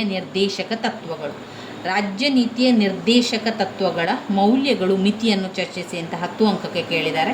ರಾಜ್ಯ ನೀತಿಯ ನಿರ್ದೇಶನ ತತ್ವಗಳಲ್ಲಿ 3 ಮುಖ್ಯವಾದ ತತ್ವಗಳು, ಅದು ಸಮಾಜವಾದಿ ತತ್ವಗಳು, ಗಾಂಧಿವಾದ ತತ್ವಗಳು, ಉದಾರವಾದಿ ತತ್ವಗಳು. ರಾಜ್ಯ ನೀತಿಯ ನಿರ್ದೇಶನ ತತ್ವಗಳು ಸಂವಿಧಾನದ 36ರಿಂದ 51ನೇ ವಿಧಿಯ ತನಕ ಇದೆ. 36ರಿಂದ 51ನೇ ವಿಧಿಯ ತನಕ ರಾಜ್ಯ ನೀತಿಯ ನಿರ್ದೇಶನ ತತ್ವಗಳನ್ನು ನಮೂದಿಸಲಾಗಿದೆ. ಒಂದು ಸಮಾಜವಾದಿ ತತ್ವ, ಗಾಂಧಿವಾದ ತತ್ವ, ಉದಾರವಾದಿ ತತ್ವ. ಮೊದಲನೇದಾಗಿ ಸಮಾಜವಾದಿ ತತ್ವ. ರಾಜ್ಯ ನೀತಿಯ ನಿರ್ದೇಶನ ತತ್ವಗಳು, ಮೌಲ್ಯಗಳು ಮತ್ತು ಮಿತಿಗಳು, ಮೂಲಭೂತ ಹಕ್ಕುಗಳು ಮತ್ತು ರಾಜ್ಯ ನೀತಿಯ ನಿರ್ದೇಶನ ತತ್ವಗಳಿಗೂ ಇರುವ ವ್ಯತ್ಯಾಸವನ್ನು ಕೇಳ್ತಾ ಇರುವಂಥದ್ದು. ಸಮಾಜವಾದಿ ತತ್ವ. ಸಮಾಜವಾದಿ ತತ್ವದಲ್ಲಿ ರಾಜ್ಯ ನೀತಿಯ ನಿರ್ದೇಶನ ತತ್ವಗಳಲ್ಲಿರುವಂತಹ ಸಮಾಜವಾದಿ ಸ್ವರೂಪದ ತತ್ವಗಳು ಏನನ್ನು ತಿಳಿಸ್ತದೆ? ಅದು ನಮಗೆ ಅದು ನಮ್ಮ ಆರ್ಥಿಕ ನ್ಯಾಯವನ್ನು ದೊರಕಿಸಿಕೊಡುವಂತಹ ಉದ್ದೇಶ ಸಮಾಜವಾದಿ ತತ್ವಕ್ಕಿದೆ. ಸಮಾಜವಾದಿ ತತ್ವದ ಮುಖ್ಯ ಉದ್ದೇಶ ಆರ್ಥಿಕವಾದ ನ್ಯಾಯವನ್ನು ದೊರಕಿಸಿಕೊಡುವಂಥದ್ದು. ಅದು ಸಂವಿಧಾನದ 39, 41, 42, 42ನೆಯ ವಿಧಿ, 39, 41, 42 ಇಷ್ಟು ವಿಧಿಯಲ್ಲಿ ಸಮಾಜವಾದಿ ತತ್ವ ಪ್ರತಿಪಾದಿಸುತ್ತದೆ. ರಾಜ್ಯವು ಈ ತತ್ವವನ್ನು ಪರಿಣಾಮಕಾರಿಯಾಗಿ ಕಾರ್ಯಗತ ಮಾಡಿದಲ್ಲಿ ಜನತೆಗೆ ಸಾಮಾಜಿಕ ನ್ಯಾಯ ದೊರಕುವಲ್ಲಿ ಯಾವ ಸಂಶಯ ಕೂಡ ಇರುವುದಿಲ್ಲ. ಸಮಾಜವಾದಿ ತತ್ವ. ಈ ಸಮಾಜವಾದಿ ತತ್ವ ಆರ್ಥಿಕ ನ್ಯಾಯವನ್ನು ದೊರಕಿಸಿಕೊಡ್ತದೆ. ಸಮಾಜವಾದಿ ತತ್ವ ನಮಗೆ ಏನು ಕೊಡ್ತದೆ? ಆರ್ಥಿಕ ನ್ಯಾಯವನ್ನು ದೊರಕಿಸಿಕೊಡುವಂತಹ ಉದ್ದೇಶ ಇರುವಂಥದ್ದು ಸಮಾಜವಾದಿ ತತ್ವಕ್ಕೆ. ಅದರಲ್ಲಿ ಮುಖ್ಯವಾದ ತತ್ವಗಳು ಈ ರೀತಿಯಾಗಿದೆ. ಸ್ತ್ರೀ ಮತ್ತು ಪುರುಷರಿಗೆ ಇಬ್ಬರೂ ಕೂಡ ಕೆಲಸ ಮಾಡ್ತಾರೆ. ಸಮಾನ ಕೆಲಸ ಮಾಡಿದಾಗ ಸ್ತ್ರೀ ಪುರುಷರಿಗೆ ಇಬ್ಬರಿಗೂ ಕೂಡ ಸಮಾನ ಕೆಲಸ ಮಾಡಿದಂತಹ ಸಂದರ್ಭದಲ್ಲಿ ಸಮಾನವಾದ ಸಂಬಳವನ್ನು, ಸಮಾನವಾದ ವೇತನವನ್ನು ಅವರಿಗೆ ಕೊಡಬೇಕು. 2, ಸಂಪನ್ಮೂಲಗಳನ್ನು ಆದಷ್ಟು ಸಮಾನ ರೀತಿಯಲ್ಲಿ ಹಂಚಿಕೆಯಾಗುವಂತೆ ಮಾಡುವಂಥದ್ದು. ಐಶ್ವರ್ಯವು ಒಂದೇ ಕಡೆಯಲ್ಲಿ ಕೇಂದ್ರಿತವಾಗುವುದನ್ನು ನೋಡಿಕೊಂಡು ಅದನ್ನು ತಡೆಗಟ್ಟಬೇಕು. ಒಂದೇ ಕಡೆ ಐಶ್ವರ್ಯ ಕೇಂದ್ರೀಕೃತ ಆಗುವಂಥದ್ದನ್ನು ತಡೆಗಟ್ಟಬೇಕು. 4, ಕಾರ್ಮಿಕ ಮತ್ತು ಮಕ್ಕಳ ಆರೋಗ್ಯದ ರಕ್ಷಣೆಯನ್ನು ಮಾಡಬೇಕು. ಅದರ ಜೊತೆಗೆ ಅವರುಗಳ ಶೋಷಣೆ ಆಗದಂತೆ ನೋಡಿಕೊಳ್ಳುವಂತಹ ಅವರನ್ನು ರಕ್ಷಣೆ ಮಾಡಬೇಕಾಗಿರುವಂಥದ್ದು. 5, ಎಲ್ಲರಿಗೂ ಕೂಡ ನೆಮ್ಮದಿಯ ಜೀವನವನ್ನು ನಡೆಸಲು ಜೀವನೋಪಾಯವನ್ನು ದೊರಕಿಸಿಕೊಡಬೇಕು, ಅಂದರೆ ಕೆಲಸದ ಹಕ್ಕನ್ನು ದೊರಕಿಸಿಕೊಡುವಂಥದ್ದು. 6, ರಾಜ್ಯ ತನ್ನ ಆರ್ಥಿಕ ಸಾಮರ್ಥ್ಯದ ಮಿತಿಯ ಒಳಗೆ ಎಲ್ಲರಿಗೂ ಕೂಡ ಉದ್ಯೋಗಾವಕಾಶ, ವಿದ್ಯಾಭ್ಯಾಸದ ಅನುಕೂಲತೆಯನ್ನು ಒದಗಿಸಿ ಇಳಿವಯಸ್ಸು, ಅನಾರೋಗ್ಯ, ದೈಹಿಕ ಅನರ್ಹತೆ, ಸೂಕ್ತವಾದ ಇತರ ಸಂದರ್ಭದಲ್ಲಿ ಎಲ್ಲ ವಿಧವಾದ ಸಹಾಯವನ್ನು ಮಾಡುವಂಥದ್ದು. 7, ಕನಿಷ್ಠ ದುಡಿಮೆಯ ಅವಧಿ, ದುಡಿಮೆಗೆ ಸೂಕ್ತವಾದ ವಾತಾವರಣವನ್ನು ಕಲ್ಪಿಸುವುದು, ಜೀವನಕ್ಕೆ ಸಾಕಾಗುವಷ್ಟು ವೇತನ, ವಿಶ್ರಾಂತಿಗೆ ಅವಕಾಶ, ಸಾಮಾಜಿಕ ಮತ್ತು ಸಾಂಸ್ಕೃತಿಕ ಅವಕಾಶಗಳು ಎಲ್ಲರಿಗೂ ಕೂಡ ದೊರೆಯುವಂತೆ ಮಾಡುವಂಥದ್ದು. ಇನ್ನು 8ನೇದು, ಸೂಕ್ತ ರೀತಿಯ ಕಾನೂನಿನ ಮೂಲಕ ಕಾರ್ಮಿಕರಿಗೆ ಸಂಸ್ಥೆಯ ಆಡಳಿತದಲ್ಲಿ ಭಾಗಿಗಳಾಗುವ ಅವಕಾಶವನ್ನು ಕಲ್ಪಿಸಿಕೊಡುವುದು. ಸೂಕ್ತ ರೀತಿಯ ಕಾನೂನಿನ ಮೂಲಕ ಕಾರ್ಮಿಕರಿಗೆ ಸಂಸ್ಥೆಯ ಆಡಳಿತದಲ್ಲಿ ಭಾಗಿಗಳಾಗುವ ಅವಕಾಶ ಕಲ್ಪಿಸಿಕೊಡುವುದು ಮುಂತಾದವುಗಳು ಸಮಾಜವಾದಿಯ ನಿರ್ದೇಶನಗಳಾಗಿವೆ. ಇದು ರಾಜ್ಯ ನೀತಿಯ ನಿರ್ದೇಶನ ತತ್ವಗಳಲ್ಲಿ ಮೊದಲನೆಯದಾಗಿ ಸಮಾಜವಾದಿ ತತ್ವಗಳಲ್ಲಿ ಬರುವಂತಹ ವಿಚಾರಗಳಾಗಿದೆ. ಇನ್ನು 2ನೇ ಪಾಯಿಂಟ್, ಗಾಂಧಿವಾದದ ತತ್ವಗಳು. ಗಾಂಧಿವಾದದ ತತ್ವಗಳು ಸಂವಿಧಾನದಲ್ಲಿ 40, 43, 46, 47, 48ನೆಯ ವಿಧಿಗಳು ಗಾಂಧಿವಾದದ ತತ್ವವನ್ನು ತಿಳಿಸ್ತದೆ. 40, 43, 46, 47, 48ನೆಯ ವಿಧಿ ಸಂವಿಧಾನದಲ್ಲಿ ಈ ವಿಧಿಗಳು ಗಾಂಧಿಯವರ ಪ್ರಭಾವದಿಂದ ಸೇರಿಸಲಾಗಿದೆ. ಅದರ ಮುಖ್ಯವಾದ ತತ್ವಗಳು ಈ ರೀತಿಯಾಗಿದೆ. ಸ್ವಯಂ ಆಡಳಿತ ಸಂಸ್ಥೆಗಳನ್ನಾಗಿ ಗ್ರಾಮ ಪಂಚಾಯಿತಿಯನ್ನು ರಚಿಸುವುದು. ಸ್ವಯಂ ಆಡಳಿತ ಸಂಸ್ಥೆಗಳನ್ನಾಗಿ ಗ್ರಾಮ ಪಂಚಾಯಿತಿಯನ್ನು ರಚಿಸುವುದು. 2, ಗ್ರಾಮೀಣ ಪ್ರದೇಶಗಳಲ್ಲಿ ಸಣ್ಣ ಸಣ್ಣ ಕೈಗಾರಿಕೆಗಳನ್ನು ಸಹಕಾರಿ ತತ್ವದ ಆಧಾರದ ಮೇಲೆ ಪ್ರಾರಂಭಿಸುವುದು. ಗ್ರಾಮೀಣ ಪ್ರದೇಶಗಳಲ್ಲಿ ಸಣ್ಣ ಸಣ್ಣ ಕೈಗಾರಿಕೆಗಳನ್ನು ಸಹಕಾರಿ ತತ್ವದ ಆಧಾರದ ಮೇಲೆ ಪ್ರಾರಂಭಿಸುವುದು. 3, ಹಿಂದುಳಿದ ಜನರ, ಅದರಲ್ಲೂ ಪ್ರಮುಖವಾಗಿ ಹರಿಜನರು, ಗಿರಿಜನರ ಆರ್ಥಿಕ ಸುಧಾರಣೆ ಮತ್ತು ಅವರಿಗೆ ವಿದ್ಯಾಭ್ಯಾಸದ ಅನುಕೂಲ ಮತ್ತು ಅವಕಾಶಗಳನ್ನು ಒದಗಿಸಿಕೊಡುವುದು. ಹಿಂದುಳಿದ ಜನರ, ಅದರಲ್ಲೂ ಹರಿಜನ, ಗಿರಿಜನ ಆರ್ಥಿಕ ಸುಧಾರಣೆ ಮತ್ತು ಅವರಿಗೆ ವಿದ್ಯಾಭ್ಯಾಸದ ಅನುಕೂಲ ಮತ್ತು ಅವಕಾಶಗಳನ್ನು ಒದಗಿಸಿಕೊಡುವುದು. 4, ಪಶುಪಾಲನೆ, ಕೃಷಿ ಮುಂತಾದವುಗಳನ್ನು ವೈಜ್ಞಾನಿಕ ರೀತಿಯಲ್ಲಿ ವ್ಯವಸ್ಥೆಗೊಳಿಸುವುದು. ಪಶುಪಾಲನೆ, ಕೃಷಿ ಮುಂತಾದವುಗಳನ್ನು ವೈಜ್ಞಾನಿಕ ರೀತಿಯಲ್ಲಿ ವ್ಯವಸ್ಥೆಗೊಳಿಸುವುದು ಗೋಹತ್ಯೆ ನಿಷೇಧಿಸುವುದು, ಪಾನ ನಿರೋಧ ಮುಂತಾದವುಗಳು. ಗೋಹತ್ಯೆ ನಿಷೇಧಿಸುವುದು, ಪಾನ ನಿರೋಧ ಮುಂತಾದವುಗಳು ಇವು ಗಾಂಧಿವಾದದ ತತ್ವಗಳಾಗಿದೆ. ಇನ್ನು 3ನೇ ಪಾಯಿಂಟ್ನಲ್ಲಿ ಉದಾರವಾದಿ ತತ್ವಗಳು. ಉದಾರವಾದಿ ತತ್ವಗಳು ಸಂವಿಧಾನದ 44, 45, 50, 51ನೇ ವಿಧಿಯಲ್ಲಿ ತಿಳಿಸಲಾಗಿದೆ. ಉದಾರವಾದಿ ತತ್ವಗಳು ಸಂವಿಧಾನದ 44, 45, 50, 51ನೇ ವಿಧಿಗಳಲ್ಲಿ ತಿಳಿಸಲಾಗುವಂಥದ್ದು. ಉದಾರವಾದಿ ತತ್ವದಲ್ಲಿ ಬರುವಂತಹ ಮುಖ್ಯ ಅಂಶಗಳು: ದೇಶಾದ್ಯಂತ ಒಂದೇ ರೀತಿಯ ಸಿವಿಲ್ ಕೋಡ್ಗಳನ್ನು ಜಾರಿಗೆ ತರುವುದು. ದೇಶಾದ್ಯಂತ ಒಂದೇ ರೀತಿಯ ಸಿವಿಲ್ ಕೋಡ್ಗಳನ್ನು ಜಾರಿಗೆ ತರುವುದು. ನಾಗರಿಕ ಶಾಸನ. ನ್ಯಾಯಾಂಗವನ್ನು ಕಾರ್ಯಾಂಗದಿಂದ ಬೇರ್ಪಡಿಸುವುದು.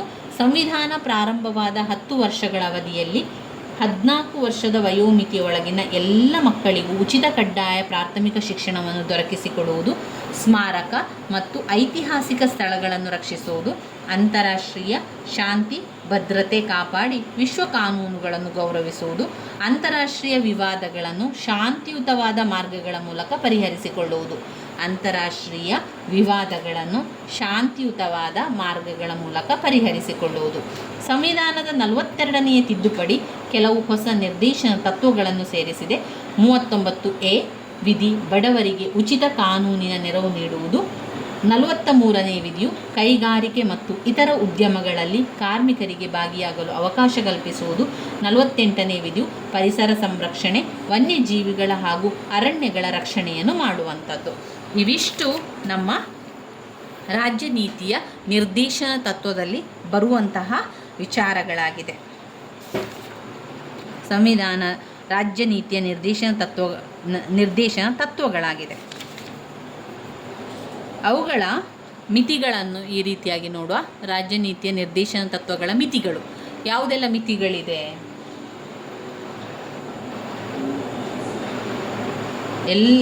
ಈಗ ರಾಜ್ಯ ನೀತಿಯ ನಿರ್ದೇಶನ ತತ್ವಗಳು ಅನೇಕ ಪ್ರಯೋಜನಗಳನ್ನು ಪಡೆದಿದೆ. ಈಗ ಸಮಾಜವಾದಿ ತತ್ವ ಇರ್ಬೋದು, ಗಾಂಧಿವಾದ ತತ್ವ ಇರ್ಬೋದು, ಹಾಗೆಯೇ ಉದಾರವಾದಿ ತತ್ವಗಳಿರ್ಬೋದು. ಇದೆಲ್ಲ ಕೂಡ ಪ್ರಯೋಜನಗಳನ್ನು ಪಡೆದರೂ ಕೂಡ ಕೆಲವೊಂದು ಮಿತಿಗಳು ಹೊಂದಿದೆ. ಅದೇನು ಅಂತ ಹೇಳಿದರೆ, ರಾಜ್ಯ ನಿರ್ದೇಶನ ತತ್ವಗಳನ್ನು ಕಾರ್ಯಗತಗೊಳಿಸದೇ ಇದ್ದಾಗ ಅದನ್ನು ಪ್ರಶ್ನಿಸುವ ಹಾಗಿಲ್ಲ. ಒಂದು ವೇಳೆ ಈಗ ರಾಜ್ಯ ನೀತಿಯ ನಿರ್ದೇಶನ ತತ್ವ ಇದೆ ಅಂತ ಇಟ್ಕೊಳ್ಳೋ, ಆವಾಗ ಅದರಲ್ಲಿ ಏನಾದರೂ ಒಂದು ತೊಂದರೆ ಆಯಿತು ಅಂತ ಹೇಳಿ ಅದರ ವಿರುದ್ಧವಾಗಿ ಯಾವುದೇ ರೀತಿಯ ಪ್ರಶ್ನೆಯನ್ನು ನಾವು ಮಾಡುವಂಥ ಹಕ್ಕು ನಮಗೆ ಯಾರಿಗೂ ಕೂಡ ಇಲ್ಲ.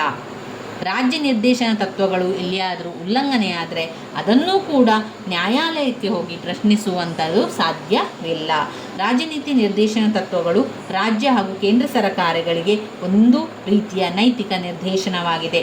ರಾಜ್ಯ ನಿರ್ದೇಶನ ತತ್ವಗಳು ರಾಜ್ಯ ಹಾಗೂ ಕೇಂದ್ರ ಸರ್ಕಾರಗಳಿಗೆ ಒಂದು ರೀತಿಯ ನೈತಿಕ ನಿರ್ದೇಶನವಾಗಿರುತ್ತದೆ. ಇನ್ನು ಮೂಲಭೂತ ಹಕ್ಕುಗಳಿಗೂ ಹಾಗೂ ರಾಜ್ಯ ನೀತಿಯ ನಿರ್ದೇಶನ ತತ್ವಗಳಿಗಿರುವ ವ್ಯತ್ಯಾಸಗಳನ್ನು ತಿಳ್ಕೊಳ್ಳುವ. ಇವಿಷ್ಟನ್ನು ತಿಳ್ಕೊಂಡ್ರೆ ನಮ್ಮ ಸಂವಿಧಾನದ ಬ್ಲಾಕ್ 1ರಲ್ಲಿರುವಂತಹ ಮುಖ್ಯವಾದ ಪ್ರಶ್ನೆಗಳನ್ನೆಲ್ಲ ನಾವು ಕಲ್ತಿರುವಂಥದ್ದು. ಸಂವಿಧಾನದ 3ನೇ ಭಾಗದಲ್ಲಿ ಮೂಲಭೂತ ಹಕ್ಕುಗಳಿದೆ. ಸಂವಿಧಾನದ 4ನೇ ಭಾಗದಲ್ಲಿ ರಾಜನೀತಿಯ ನಿರ್ದೇಶನ ತತ್ವ ಇದೆ. ನೋಡಿ, ಇಲ್ಲಿಂದಲೇ ವ್ಯತ್ಯಾಸ ಆರಂಭ ಆಗ್ತದೆ. ನಿಮಗೆ ಈಗ ಗೊತ್ತಾಗಿರ್ಬೋದು. ಮೊದಲನೆಯ ಪಾಯಿಂಟ್ ಮೇಲೆ ಆರಂಭದಿಂದಲೇ ಆರಂಭ ಆಗ್ತದೆ. ಮೂಲಭೂತ ಹಕ್ಕುಗಳಿಗೂ ರಾಜನೀತಿಯ ನಿರ್ದೇಶನ ತತ್ವಗಳಿಗಿರುವ ವ್ಯತ್ಯಾಸವನ್ನು ಕೇಳಿದ್ದಾರೆ. ನಾವು ವ್ಯತ್ಯಾಸವನ್ನು ಬರೆಯುವಂಥದ್ದು ಅಂದರೆ ಇದು ಯಾವ ರೀತಿ ಇದೆ, ಅದು ಯಾವ ರೀತಿ ಇದೆ ಎನ್ನುವಂಥದ್ದನ್ನು ಬರಿತಾ ಹೋಗುವಂಥದ್ದು. ಮೊದಲಿಗೆ ಬರೀರಿ, ಮೂಲಭೂತ ಹಕ್ಕುಗಳು ಸಂವಿಧಾನದ 3ನೇ ಭಾಗದಲ್ಲಿದೆ. ರಾಜ್ಯನೀತಿಯ ನಿರ್ದೇಶನ ತತ್ವಗಳು ಸಂವಿಧಾನದ 4ನೇ ಭಾಗದಲ್ಲಿದೆ ಅಂತ ಬರೀರಿ. ಆಯಿತಾ? 2ನೇ ಪಾಯಿಂಟ್ ಆಗಿ, ಮೂಲಭೂತ ಹಕ್ಕುಗಳನ್ನು ಉಲ್ಲಂಘಿಸಿದವರ ವಿರುದ್ಧ ನ್ಯಾಯಾಲಯಕ್ಕೆ ಹೋಗಿ ಅವುಗಳನ್ನು ರಕ್ಷಿಸಿಕೊಳ್ಳುವಂಥ ಹಕ್ಕು ಪ್ರಜೆಗಳಿಗಿದೆ. ಈಗ ಮೂಲಭೂತ ಹಕ್ಕುಗಳು ಉಲ್ಲಂಘನೆ ಮಾಡಿದರೆ ಅದರ ವಿರುದ್ಧವಾಗಿ ನ್ಯಾಯಾಲಯಕ್ಕೆ ಹೋಗಿ ಪ್ರಶ್ನಿಸ್ಬೋದು. ಆದರೆ ರಾಜ್ಯನೀತಿ ನಿರ್ದೇಶನ ತತ್ವ ಉಲ್ಲಂಘನೆಯಾದರೆ ಅದರ ವಿರುದ್ಧ ನ್ಯಾಯಾಲಯಕ್ಕೆ ಹೋಗುವಂತಹ ಹಕ್ಕು ಪ್ರಜೆಗಳಿಗೆ ಇಲ್ಲ. 3. ಮೂಲಭೂತ ಹಕ್ಕುಗಳಲ್ಲಿ ಕೆಲವು ಕರ್ತವ್ಯಗಳನ್ನು ಮಾಡದಂತೆ ಮೂಲಭೂತ ಹಕ್ಕುಗಳು ರಾಜ್ಯವನ್ನು ತಡೀತದೆ. ಕೆಲವು ಮೂಲಭೂತ ಹಕ್ಕುಗಳನ್ನು ಮಾಡಬೇಡಿ ಅಂತ ಹೇಳಿ ರಾಜ್ಯಕ್ಕೆ ಕೆಲವು ಕರ್ತವ್ಯಗಳನ್ನು ಮಾಡದಂತೆ ಮೂಲಭೂತ ಹಕ್ಕುಗಳು ರಾಜ್ಯವನ್ನು ತಡೀತದೆ. ಆದರೆ ರಾಜ್ಯನೀತಿಯ ನಿರ್ದೇಶನ ತತ್ವಗಳು ಕೆಲವು ಕರ್ತವ್ಯಗಳನ್ನು ಮಾಡಲೇಬೇಕು ಅಂತ ಹೇಳಿ ಒತ್ತಾಯವನ್ನು, ಸೂಚನೆಯನ್ನು ಕೂಡ ಕೊಡ್ತದೆ. ಇನ್ನು 4ನೇ ಪಾಯಿಂಟ್, ಮೂಲಭೂತ ಹಕ್ಕುಗಳು ವ್ಯಕ್ತಿಗಳಿಗೆ ಸಂಬಂಧಿಸಿದೆ. ಮೂಲಭೂತ ಹಕ್ಕುಗಳು ವ್ಯಕ್ತಿಗಳಿಗೆ ಸಂಬಂಧಿಸಿದರೆ ರಾಜನೀತಿ ನಿರ್ದೇಶನ ತತ್ವಗಳು ಇಡೀ ಸಮಾಜಕ್ಕೆ ಸಂಬಂಧಿಸಿದೆ. ಮೂಲಭೂತ ಹಕ್ಕುಗಳು ವ್ಯಕ್ತಿಗೆ ಮಾತ್ರ ಸಂಬಂಧಿಸಿದೆ, ರಾಜನೀತಿ ನಿರ್ದೇಶನ ತತ್ವಗಳು ಇಡೀ ಸಮಾಜಕ್ಕೆ ಸಂಬಂಧಿಸಿದೆ. 5ನೇ ಪಾಯಿಂಟ್, ಮೂಲಭೂತ ಹಕ್ಕುಗಳು ರಾಜಕೀಯ ಪ್ರಜಾಪ್ರಭುತ್ವಕ್ಕೆ ಸಹಾಯಕವಾಗಿದೆ. ಮೂಲಭೂತ ಹಕ್ಕುಗಳು ರಾಜಕೀಯ ಪ್ರಜಾಪ್ರಭುತ್ವಕ್ಕೆ ಸಹಾಯಕವಾಗಿದ್ದರೆ ರಾಜ್ಯನೀತಿ ನಿರ್ದೇಶನ ತತ್ವಗಳು ಆರ್ಥಿಕ ಸಾಮಾಜಿಕ ಪ್ರಜಾಪ್ರಭುತ್ವವನ್ನು ಸ್ಥಾಪಿಸಲು ಆರ್ಥಿಕ ಸಾಮಾಜಿಕ ಪ್ರಜಾಪ್ರಭುತ್ವವನ್ನು ಸ್ಥಾಪಿಸಲು ಸಹಾಯಕವಾಗಿದೆ.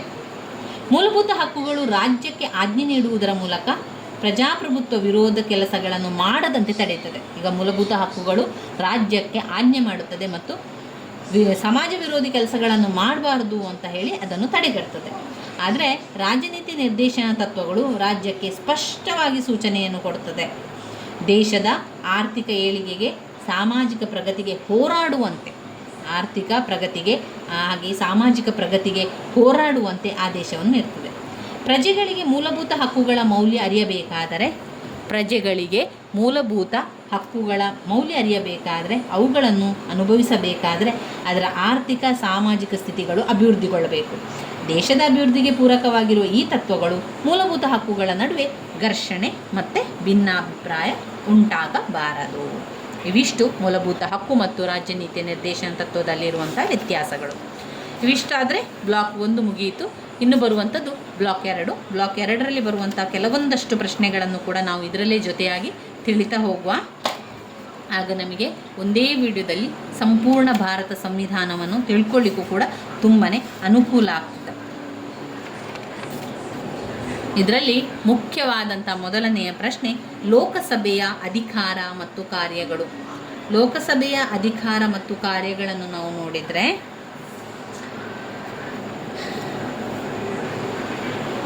ಸಂಸತ್ತಿನ ಕೆಳಮನೆ ಲೋಕಸಭೆ. ಸಂಸತ್ತಿನ ಕೆಳಮನೆಯಾದಂತಹ ಲೋಕಸಭೆಯು ಸಂಸತ್ತಿನ ಕಾರ್ಯಕಲಾಪಗಳಲ್ಲಿ ಪ್ರಮುಖವಾದ ಸ್ಥಾನವನ್ನು ಹೊಂದಿದೆ.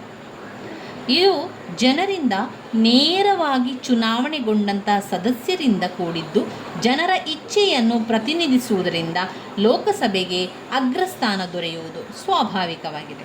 ಲೋಕಸಭೆಯ ಕಾರ್ಯಗಳೆಲ್ಲ ಏನೆಲ್ಲ? ಶಾಸನೀಯ ಕಾರ್ಯಗಳು, ಕಾರ್ಯಾಂಗದ ನಿಯಂತ್ರಣ, ಹಣಕಾಸಿನ ನಿಯಂತ್ರಣ, ನ್ಯಾಯಾಂಗೀಯ ಕಾರ್ಯಗಳು, ಸಂವಿಧಾನಾತ್ಮಕ ಕಾರ್ಯಗಳು, ಚುನಾವಣಾ ಕಾರ್ಯಗಳು. ಶಾಸನೀಯ ಅಧಿಕಾರಗಳು, ಕಾರ್ಯಾಂಗದ ನಿಯಂತ್ರಣಗಳು, ಹಣಕಾಸಿನ ನಿಯಂತ್ರಣ, ನ್ಯಾಯಾಂಗೀಯ ಅಧಿಕಾರಗಳು, ಸಂವಿಧಾನಾತ್ಮಕ ಕಾರ್ಯಗಳು, ಚುನಾವಣಾ ಕಾರ್ಯಗಳು. ಇವಿಷ್ಟು ಲೋಕಸಭೆಯ ಅಧಿಕಾರ ಮತ್ತು ಕಾರ್ಯಗಳಲ್ಲಿ ಬರುವಂಥದ್ದು.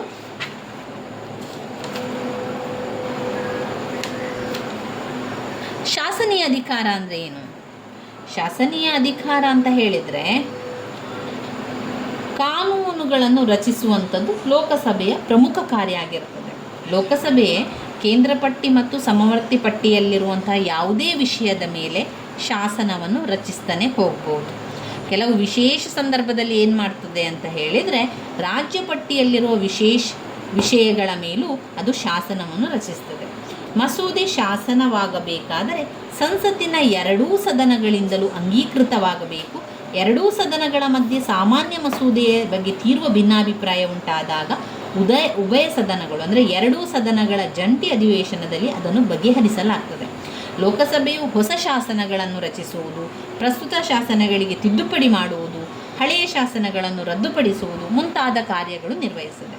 ಇನ್ನು 2ನೇ ಪಾಯಿಂಟ್ನಲ್ಲಿ ಕಾರ್ಯಾಂಗದ ನಿಯಂತ್ರಣ. ಸಂಸದೀಯ ಪದ್ಧತಿಯ ಸರಕಾರದಲ್ಲಿ ಮಂತ್ರಿಮಂಡಲವು ಶಾಸಕಾಂಗದ ಕೆಳಮನೆಗೆ ಜವಾಬ್ದಾರಿಯಾಗಿರುತ್ತದೆ. ಮಂತ್ರಿಮಂಡಲವು ತಾನು ನಿರ್ವಹಿಸುವ ಎಲ್ಲ ಕಾರ್ಯಗಳಿಗೂ ಸರಕಾರ ಕೈಗೊಳ್ಳುವ ಧ್ಯೇಯ ಧೋರಣೆಗಳಿಗೂ ಲೋಕಸಭೆಗೆ ಹೊಣೆಯಾಗಿರುತ್ತದೆ. ಮಂತ್ರಿಮಂಡಲವನ್ನು ಅವಿಶ್ವಾಸ ನಿರ್ಣಯ ಪಾಸು ಮಾಡಿ ಆ ಮೂಲಕ ಅದನ್ನು ವಜಾ ಮಾಡುವ ಅಧಿಕಾರ ಲೋಕಸಭೆ ಹೊಂದಿದೆ. ಲೋಕಸಭೆಗೆ ಸರಕಾರವನ್ನು ಅಸ್ತಿತ್ವಕ್ಕೆ ತರುವ, ವಜಾ ಮಾಡುವ ಅಧಿಕಾರವಿದೆ.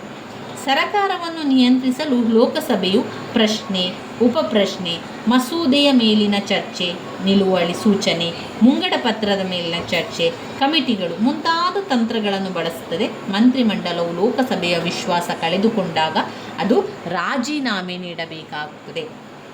ಇನ್ನು 3ನೇ ಪಾಯಿಂಟ್ನಲ್ಲಿ ಹಣಕಾಸಿನ ಕಾರ್ಯ. ರಾಷ್ಟ್ರದ ಹಣಕಾಸಿನ ಮೇಲೆ ನಿಯಂತ್ರಣ ಹಾಗೂ ರಾಷ್ಟ್ರದ ಆದಾಯದ ಮೇಲೆ ಮೇಲ್ವಿಚಾರಣೆ ಲೋಕಸಭೆಗೆ ಸೇರಿದೆ. ಸಾರ್ವಜನಿಕ ಹಣಕಾಸಿಗೆ ಸಂಬಂಧಿಸಿದ ವಿಷಯಗಳಲ್ಲಿ ಲೋಕಸಭೆಯ ತೀರ್ಮಾನವೇ ಅಂತಿಮವಾದುದು. ಹಣಕಾಸಿನ ಮಸೂದೆಯನ್ನು ಲೋಕಸಭೆಯಲ್ಲಿ ಮಾತ್ರ ಮಂಡಿಸಬೇಕು. ಲೋಕಸಭೆಯು ಸರಕಾರದ ವೆಚ್ಚಕ್ಕೆ ಹಣ ಒದಗಿಸುವುದಲ್ಲದೆ ಹಣ ಹೇಗೆ ವೆಚ್ಚವಾಗಿದೆ ಎಂಬುದನ್ನು ವಿಮರ್ಶಿಸುತ್ತದೆ. ಸರಕಾರವು ಮಂಡಿಸಿದ ಮುಂಗಡ ಪತ್ರಕ್ಕೆ ಸಮ್ಮತಿಸುವ ಅಥವಾ ತಿರಸ್ಕರಿಸುವ ಅಧಿಕಾರವಿರುವುದು ಲೋಕಸಭೆಗೆ ಮಾತ್ರ. ಸರಕಾರದ ಹಣಕಾಸಿನ ಬೇಡಿಕೆಗೆ ಒಪ್ಪಿಗೆ ನೀಡುವಂಥ ಅಧಿಕಾರ ಇರುವಂಥದ್ದು ಲೋಕಸಭೆಗೆ. ಅಂದರೆ ಇಲ್ಲಿ ಒಟ್ಟಿನಲ್ಲಿ ಹಣಕಾಸಿನ ವಿಚಾರ ಬಂದಾಗೆಲ್ಲ ಅದರ ಅಧಿಕಾರ ಇರುವಂಥದ್ದು ಲೋಕಸಭೆಗೆ ಮಾತ್ರ. ಈ ಒಂದು ಬೇಡಿಕೆಯನ್ನೆಲ್ಲ ರಾಜ್ಯದಲ್ಲಿ ಅದು ರಾಜ್ಯಸಭೆಯಲ್ಲಿ ಇಡುವುದಿಲ್ಲ. ಲೋಕಸಭೆಯಲ್ಲಿ ಪಾಸಾದ ಹಣಕಾಸಿನ ಮಸೂದೆಯನ್ನು ರಾಜ್ಯಸಭೆಗೆ ಕಳಿಸಲಾಗುವುದು. ರಾಜ್ಯಸಭೆಯು ಹಣಕಾಸಿನ ಮಸೂದೆಯನ್ನು 14 ದಿನಗಳ ಒಳಗಾಗಿ ತನ್ನ ಶಿಫಾರಸಿನೊಂದಿಗೆ ಲೋಕಸಭೆಗೆ ಹಿಂದಿರುಗಿಸಬೇಕು. ರಾಜ್ಯಸಭೆಯ ಶಿಫಾರಸುಗಳನ್ನು ಸ್ವೀಕರಿಸುವ ಇಲ್ಲವೇ ತಿರಸ್ಕರಿಸುವ ಅಧಿಕಾರ ಲೋಕಸಭೆಗಿದೆ. 14 ದಿನಗಳವರೆಗೆ ಹಣಕಾಸಿನ ಮಸೂದೆಯನ್ನು ರಾಜ್ಯಸಭೆ ತಡೆಹಿಡಿಯಬಹುದೇ ವಿನಃ ಅದಕ್ಕಿಂತ ಹೆಚ್ಚಿನ ಏನನ್ನೂ ಮಾಡಲಾರದು. ಲೋಕಸಭೆಯು ರಾಷ್ಟ್ರದ ಹಣಕಾಸಿನ ರಕ್ಷಕನಾಗಿದೆ. ಅದರ ಅನುಮತಿ ಇಲ್ಲದೆ ಸರಕಾರ ತೆರಿಗೆ ಇತ್ಯಾದಿ ಮೂಲಕ ಹಣ ಎತ್ತುವಂತಿಲ್ಲ ಹಾಗೂ ಖರ್ಚು ಮಾಡುವಂತಿಲ್ಲ. ಹಣಕಾಸಿನ ವಿಚಾರದಲ್ಲಿ ಲೋಕಸಭೆಯ ತೀರ್ಮಾನವೇ ಅಂತಿಮ ತೀರ್ಮಾನವಾಗಿರುತ್ತದೆ.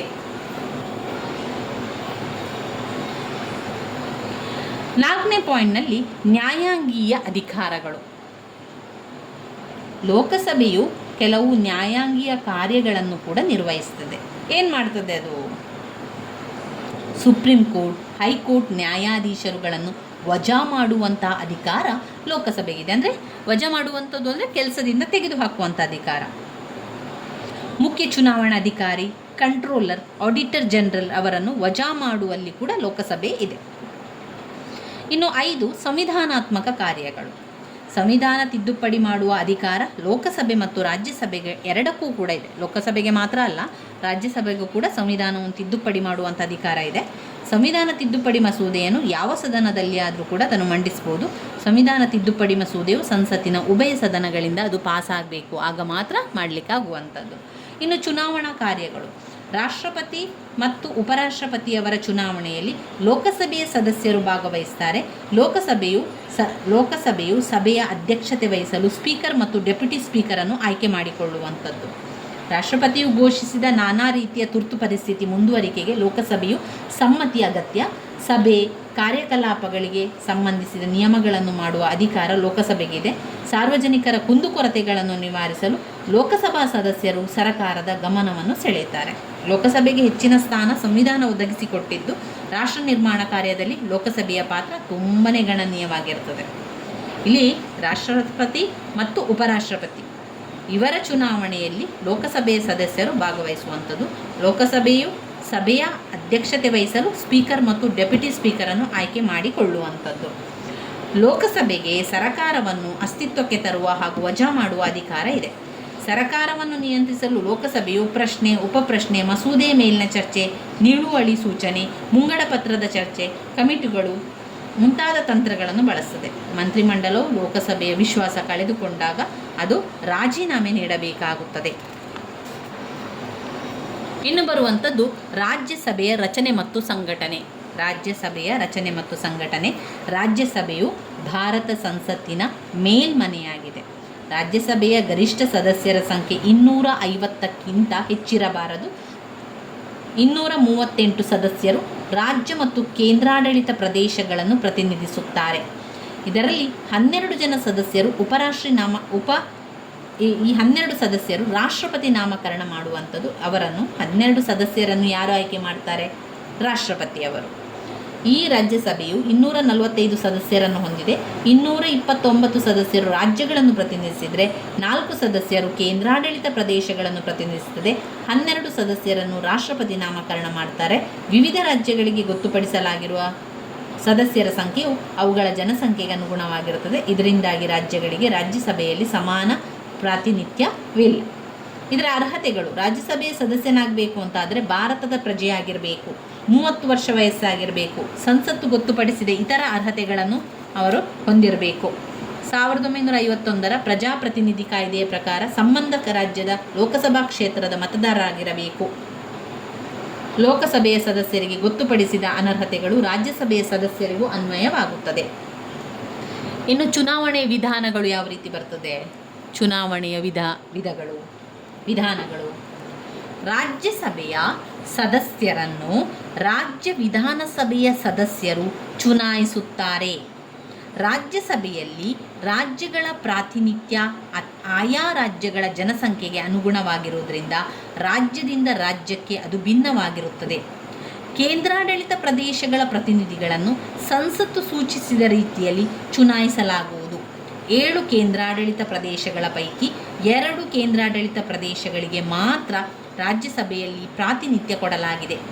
5 ಕೇಂದ್ರಾಡಳಿತ ಪ್ರದೇಶಗಳ ಜನಸಂಖ್ಯೆ ಅತ್ಯಂತ ಕಡಿಮೆಯಾಗಿರುವುದರಿಂದ ಅವುಗಳಿಗೆ ರಾಜ್ಯಸಭೆಯಲ್ಲಿ ಪ್ರಾತಿನಿಧ್ಯವಿಲ್ಲ. 12 ಸದಸ್ಯರನ್ನು ರಾಷ್ಟ್ರಪತಿಯವರು ಸಾಹಿತ್ಯ, ಕಲೆ, ವಿಜ್ಞಾನ, ಸಮಾಜ ಸೇವೆ ಮುಂತಾದ ಕ್ಷೇತ್ರದಲ್ಲಿ ವಿಶೇಷ ಜ್ಞಾನ ಅಥವಾ ಅನುಭವ ಪಡೆದವರನ್ನು ನಾಮಕರಣ ಮಾಡುತ್ತಾರೆ. ಇದು ಚುನಾವಣೆಯ ವಿಧಾನ. ಇನ್ನು ಅಧಿಕಾರಾವಧಿ ಎಷ್ಟು ವರ್ಷ? 6 ವರ್ಷಕ್ಕೆ ಅವರನ್ನು ಗೊತ್ತುಪಡಿಸುವಂಥದ್ದು. ರಾಜ್ಯಸಭೆಯು ಶಾಶ್ವತವಾದ ಸದನ, ಇದನ್ನು ವಿಸರ್ಜಿಸುವಂತಿಲ್ಲ. ಸಂವಿಧಾನವು ರಾಜ್ಯಸಭೆಯ ಸದಸ್ಯರ ಅಧಿಕಾರಾವಧಿಯನ್ನು ಗೊತ್ತುಪಡಿಸಿಲ್ಲ.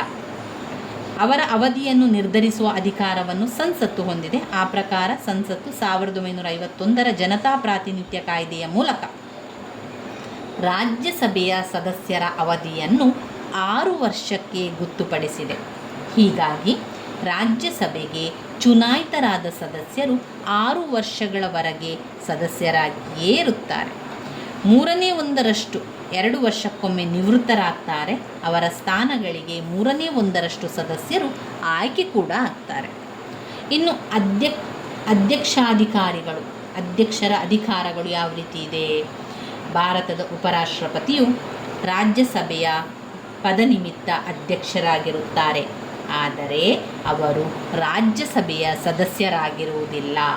ರಾಜ್ಯಸಭೆಯ ಕಾರ್ಯಕಲಾಪಗಳನ್ನು ನಿರ್ವಹಿಸುವಾಗ ಅವರು ಲೋಕಸಭೆಯ ಸ್ಪೀಕರ್ ಚಲಾಯಿಸುವ ಅಧಿಕಾರಗಳನ್ನು ಹಾಗೂ ಕಾರ್ಯಗಳನ್ನು ಚಲಾಯಿಸುತ್ತಾರೆ. ಆದರೆ ಸ್ಪೀಕರ್ ಅವರಿಗೆ 2 ವಿಶೇಷ ಅಧಿಕಾರ ಇದೆ. ಒಂದು, ಯಾವುದೇ ಒಂದು ಮಸೂದೆ ಹಣಕಾಸಿನ ಮಸೂದೆಯೇ ಅಥವಾ ಸಾಮಾನ್ಯ ಮಸೂದೆ ಎಂದು ತೀರ್ಮಾನಿಸುವ ಅಧಿಕಾರ ಸ್ಪೀಕರ್ ಅವರಿಗಿದೆ. 2, ಲೋಕಸಭೆಯ ಸ್ಪೀಕರನು ಉಭಯ ಸದನಗಳ ಜಂಟಿ ಅಧಿವೇಶನದ ಅಧ್ಯಕ್ಷತೆಯನ್ನು ವಹಿಸುತ್ತಾನೆ.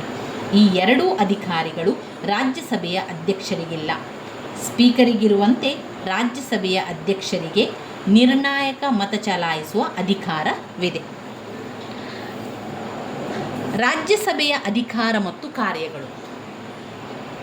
ರಾಜ್ಯಸಭೆಯ ಅಧಿಕಾರ ಮತ್ತು ಕಾರ್ಯಗಳು: 1, ಶಾಸನೀಯ ಅಧಿಕಾರಗಳು; 2, ಕಾರ್ಯಾಂಗೀಯ ಅಧಿಕಾರಗಳು; 3, ಹಣಕಾಸಿನ ಅಧಿಕಾರಗಳು. ಒಟ್ಟು 3 ಅಧಿಕಾರ ಮತ್ತು ಕಾರ್ಯಗಳನ್ನು ಕಾಣ್ಬೋದು. ಯಾವುದಕ್ಕೆ? ರಾಜ್ಯಸಭೆಯ ರಚನೆ ಮತ್ತು ಸಂಘಟನೆಯಲ್ಲಿ.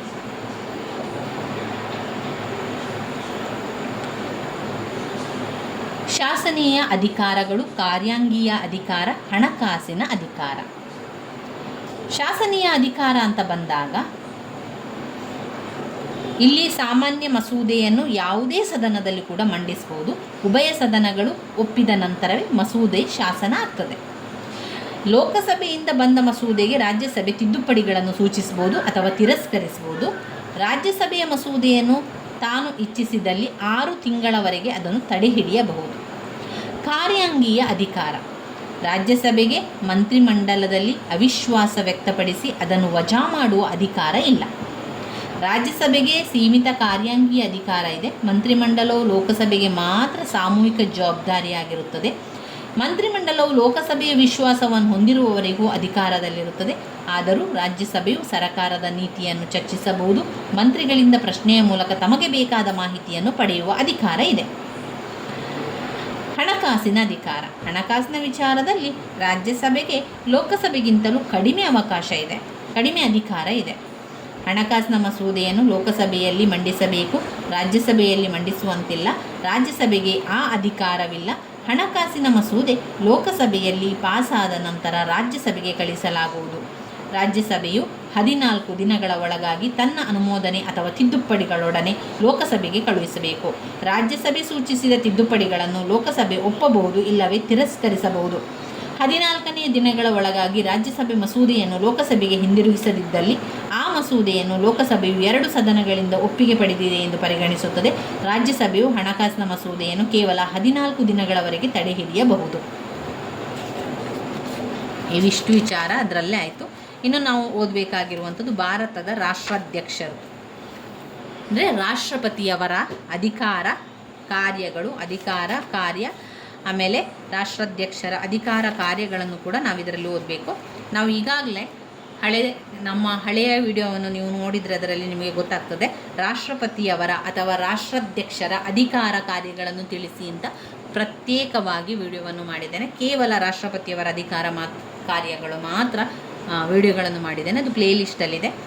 ಇವತ್ತು ನಾವು ಭಾರತ ಸಂವಿಧಾನದ ಸಂಪೂರ್ಣವಾಗಿ ಒಂದೇ ವಿಡಿಯೋದಲ್ಲಿ ಓದ್ತಾ ಹೋಗುವುದರಿಂದ ನಮಗೆ ಅದು ಓದಲಿಕ್ಕೂ ಕೂಡ ತುಂಬಾ ಅನುಕೂಲ ಆಗ್ತದೆ. ಎಲ್ಲವನ್ನು ಕೂಡ ಜೊತೆಯಲ್ಲಿ ಓದ್ಕೊಳ್ಳುವುದರಿಂದ ನಮಗೆ ನೆನಪಲ್ಲಿ ಉಳಿಲಿಕ್ಕೂ ಕೂಡ ಸಹಾಯ ಆಗ್ತದೆ ಅನ್ನೋ ಕಾರಣದಿಂದಾಗಿ ನಾನು ಒಂದೇ ವಿಡಿಯೋದಲ್ಲಿ ಸಂಪೂರ್ಣವಾದ ಭಾರತ ಸಂವಿಧಾನ ಬ್ಲಾಕ್ 1 ಮತ್ತು ಬ್ಲಾಕ್ 2 ಕೂಡ ಜೊತೆಯಾಗಿ ಮಾಡ್ತಾ ಇರುವಂಥದ್ದು. ರಾಷ್ಟ್ರಪತಿಯವರ ಅಧಿಕಾರ ಕಾರ್ಯಗಳು. ಭಾರತದ ಒಕ್ಕೂಟದ ಕಾರ್ಯಾಂಗ ಅಧಿಕಾರವು ರಾಷ್ಟ್ರಪತಿಯಲ್ಲಿದೆ. ಕೇಂದ್ರ ಸರ್ಕಾರದ ಕಾರ್ಯಾಂಗದ ಎಲ್ಲ ತೀರ್ಮಾನಗಳನ್ನು ಅವರ ಹೆಸರಿನಲ್ಲಿ ಕೈಗೊಳ್ಳುವುದು. ಅವರು ದೇಶದ ಅತ್ಯುತ್ತಮ ಅಧಿಕಾರಿ. ಅವರ ಚುನಾವಣೆ, ಅರ್ಹತೆ, ಅಧಿಕಾರಾವಧಿ, ವಜಾ ಎಲ್ಲವನ್ನು ಕೂಡ ನೋಡಿಕೊಳ್ಳುವ ನಾವು. ಭಾರತದ ರಾಷ್ಟ್ರಾಧ್ಯಕ್ಷರು ಪರೋಕ್ಷ ಮತದಾನ ಪದ್ಧತಿಯಿಂದ ಚುನಾಯಿಸಲ್ಪಡುತ್ತಾರೆ. ಅಂದರೆ ನೇರವಾಗಿ ಅಲ್ಲ, ಪರೋಕ್ಷವಾಗಿ ಚುನಾವಣೆಯನ್ನು ಮಾಡಿ ಅವರನ್ನು ಆಯ್ಕೆ ಮಾಡಲಾಗುತ್ತದೆ. ಅವರು ಸಂಸತ್ತಿನ ಉಭಯ ಸದನಗಳ ಚುನಾಯಿತ ಸದಸ್ಯರು. ಸಂಸತ್ತಿನ ಉಭಯ ಸದನಗಳ ಚುನಾಯಿತ ಸದಸ್ಯರು. ಎಲ್ಲ ರಾಜ್ಯಗಳ ವಿಧಾನಸಭೆಯ ಚುನಾಯಿತ ಸದಸ್ಯರು. ಕೇಂದ್ರಾಡಳಿತ ಪ್ರದೇಶಗಳಾದ ಡೆಲ್ಲಿ, ಪಾಂಡಿಚೇರಿ ವಿಧಾನಸಭೆಗಳ ಚುನಾಯಿತ ಸದಸ್ಯರುಗಳಿಂದ ಕೂಡಿದ ನಿರ್ವಾಚಕ ಗಣ ಚುನಾಯಿತರಾಗುತ್ತಾರೆ. ಅಧ್ಯಕ್ಷರ ಚುನಾವಣೆಯು ಪ್ರಮಾಣುಗುಣ ಪ್ರಾತಿನಿಧ್ಯ ಪದ್ಧತಿಯ ಅನ್ವಯ ಏಕಮತ ವರ್ಗಾವಣೆಯ ಪದ್ಧತಿಯಂತೆ ಗುಪ್ತ ಮತದಾನದ ಮೂಲಕ ನಡೆಯುತ್ತದೆ. ಮತದಾರರು ತಮ್ಮ ಮತಗಳನ್ನು ಚಲಾಯಿಸುವಾಗ ಅಭ್ಯರ್ಥಿಗಳ ಹೆಸರು ಮುಂದೆ 1, 2, 3, 4 ಮತ್ತು 5 ಹೀಗೆ ಅಂಕೆಗಳಿಂದ ತಮ್ಮ ಆದ್ಯತೆಯನ್ನು ಸೂಚಿಸಬೇಕು. ನಿರ್ದಿಷ್ಟ ಮತಗಳನ್ನು ಅಥವಾ ಅದಕ್ಕಿಂತ ಹೆಚ್ಚಿನ ಮತಗಳನ್ನು ಗಳಿಸಿದ ಅಭ್ಯರ್ಥಿಯು ಆಯ್ಕೆಯಾಗುತ್ತಾನೆ. ಚಲಾಯಿಸಲಾದ ಒಟ್ಟು ಮತಗಳ ಸಂಖ್ಯೆಯನ್ನು ಆಯ್ಕೆಯಾಗಬೇಕಿರುವ ಅಭ್ಯರ್ಥಿಗಳ ಸಂಖ್ಯೆಯಿಂದ ಭಾಗಿಸಿ ಬರುವ ಭಾಗಲಬ್ಧಕ್ಕೆ 1 ಸೇರಿಸಿದರೆ ಅದು ಮೊತ್ತವೇ ಕೋಟ ಆಗುತ್ತದೆ. ಇಲ್ಲಿ ಚುನಾವಣೆಯನ್ನು ಮಾಡುವಾಗ ಭಾರತದ ರಾಷ್ಟ್ರಾಧ್ಯಕ್ಷರು ರಾಷ್ಟ್ರಪತಿಗಳು ನಮ್ಮ ದೇಶದ ಪ್ರಥಮ ಪ್ರಜೆಯಾಗಿರುವಂಥದ್ದು. ಅವರು ಪರೋಕ್ಷ ಮತದಾನದ ಮೂಲಕ ಮತದಾನವನ್ನು ಮಾಡಿಕೊಳ್ಳುವಂಥದ್ದು. ಸಂಸತ್ತಿನ ಉಭಯ ಸದನಗಳ ಚುನಾಯಿತ ಸದಸ್ಯರು, ಎಲ್ಲ ರಾಜ್ಯಗಳ ವಿಧಾನಸಭೆಯ ಚುನಾಯಿತ ಸದಸ್ಯರು, ಕೇಂದ್ರಾಡಳಿತ ಪ್ರದೇಶಗಳಾದ ದೆಹಲಿ, ಪಾಂಡಿಚೇರಿ ಸಭೆಗಳ ಚುನಾಯಿತ ಸದಸ್ಯರುಗಳಿಂದ ಕೂಡಿದ ನಿರ್ವಾಚಕ ಗಣದಿಂದ ಚುನಾಯಿತರಾಗುವಂಥದ್ದು. ಅರ್ಹತೆಗಳು ಬೇಕಲ್ವಾ? ಈಗ ಒಂದು ಆಯ್ಕೆ ಮಾಡ್ತೇವೆ ಅಂತಾದರೆ ಕೆಲವೊಂದು ಅರ್ಹತೆಗಳು ಬೇಕು. ಭಾರತದ ಪ್ರಜೆಯಾಗಿರಬೇಕು, 35 ವರ್ಷ ವಯಸ್ಸಾಗಿರಬೇಕು, ಲೋಕಸಭೆಗೆ ಆಯ್ಕೆಯಾಗಲು ಅರ್ಹತೆ ಹೊಂದಿರಬೇಕು, ಕೇಂದ್ರ ಮತ್ತು ರಾಜ್ಯ ಸರ್ಕಾರದ ಯಾವುದೇ ನಾಯಕ ಹುದ್ದೆಯನ್ನು ಹೊಂದಿರಬಾರದು. ಆದರೆ ರಾಷ್ಟ್ರಪತಿ, ಉಪರಾಷ್ಟ್ರಪತಿ, ರಾಜ್ಯದ ರಾಜ್ಯಪಾಲರು, ಕೇಂದ್ರ ಅಥವಾ ರಾಜ್ಯದ ಸಚಿವರು ರಾಷ್ಟ್ರಪತಿ ಹುದ್ದೆಗೆ ಸ್ಪರ್ಧಿಸಬಹುದು. ರಾಷ್ಟ್ರಪತಿ ಸ್ಥಾನಕ್ಕೆ ಸ್ಪರ್ಧಿಸುವ ಅಭ್ಯರ್ಥಿಯನ್ನು ಕನಿಷ್ಠ 50 ಜನ ಮತದಾರರು ಸೂಚಿಸಬೇಕು. 50 ಮತದಾರರು ಅನುಮೋದಿಸಬೇಕು. ಸ್ಪರ್ಧಿಸುವ ಅಭ್ಯರ್ಥಿಯು 15,000 ರೂಪಾಯಿಗಳ ಮೊತ್ತವನ್ನು ರಿಸರ್ವ್ ಬ್ಯಾಂಕಿನಲ್ಲಿ ಭದ್ರತಾ ಠೇವಣಿಯಾಗಿಡಬೇಕು. ರಾಷ್ಟ್ರಾಧ್ಯಕ್ಷರು ಅಧಿಕಾರ ಸ್ವೀಕರಿಸುವ ಮೊದಲು ಸುಪ್ರೀಂ ಕೋರ್ಟ್ ಮುಖ್ಯ ನ್ಯಾಯಾಧೀಶರ ಎದುರು ಸಂವಿಧಾನದಲ್ಲಿ ಉಲ್ಲೇಖಿಸಿದಂತೆ ಪ್ರಮಾಣ ವಚನವನ್ನು ಸ್ವೀಕರಿಸಬೇಕು. ಇನ್ನು ಅಧಿಕಾರದ ಅವಧಿ ಎಷ್ಟು ವರ್ಷ? ರಾಷ್ಟ್ರಪತಿಯವರಿಗೆ ಅಧಿಕಾರದ ಅವಧಿ ಎಷ್ಟು ವರ್ಷ? 5 ವರ್ಷಗಳವರೆಗೆ ಅವರು ಚುನಾವಣೆ 5 ವರ್ಷಗಳ ತನಕ ಅವರು ಅಧಿಕಾರವನ್ನು ಚಲಾಯಿಸ್ಬೋದು. ನಂತರ ಪುನಃ ಚುನಾವಣೆಗೆ ಸ್ಪರ್ಧಿಸ್ಬೋದು. ಆ ಒಂದು ಅಧಿಕಾರಾವಧಿ ಮುಗಿದ ನಂತರ ರಾಷ್ಟ್ರಪತಿಯವರು ತಾವು ಸಹಿ ಮಾಡಿದ ಪತ್ರವನ್ನು ಉಪರಾಷ್ಟ್ರಪತಿಗೆ ಬರೆದು ತಮ್ಮ ಹುದ್ದೆಗೆ ರಾಜೀನಾಮೆ ಕೊಡಬಹುದು. ರಾಷ್ಟ್ರಪತಿಯನ್ನು ಸಂವಿಧಾನ ಉಲ್ಲಂಘನೆಗಾಗಿ ಮಹಾಭಿಯೋಗದ ಮೂಲಕ ತೆಗೆದು ಹಾಕಬಹುದು. ರಾಷ್ಟ್ರಪತಿಯ ಅಧಿಕಾರಾವಧಿಯು ಮುಕ್ತಾಯವಾಗಿದ್ದು ಅದರ ಉತ್ತರಾಧಿಕಾರಿಯು ಈ ಹುದ್ದೆಯನ್ನು ವಹಿಸಿಕೊಳ್ಳುವವರೆಗೂ ಅವನು ತನ್ನ ಸ್ಥಾನದಲ್ಲಿ ಮುಂದುವರಿಯಬಹುದು.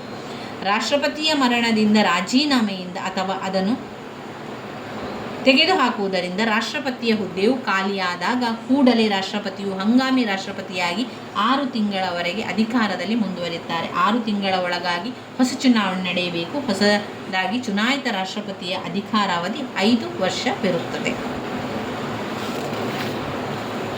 ಇನ್ನು ವಜಾ ಮಾಡುವಂತಹ ವಿಧಾನ, ಹೇಗೆ ಅವರನ್ನು ವಜಾ ಮಾಡುವಂಥದ್ದು?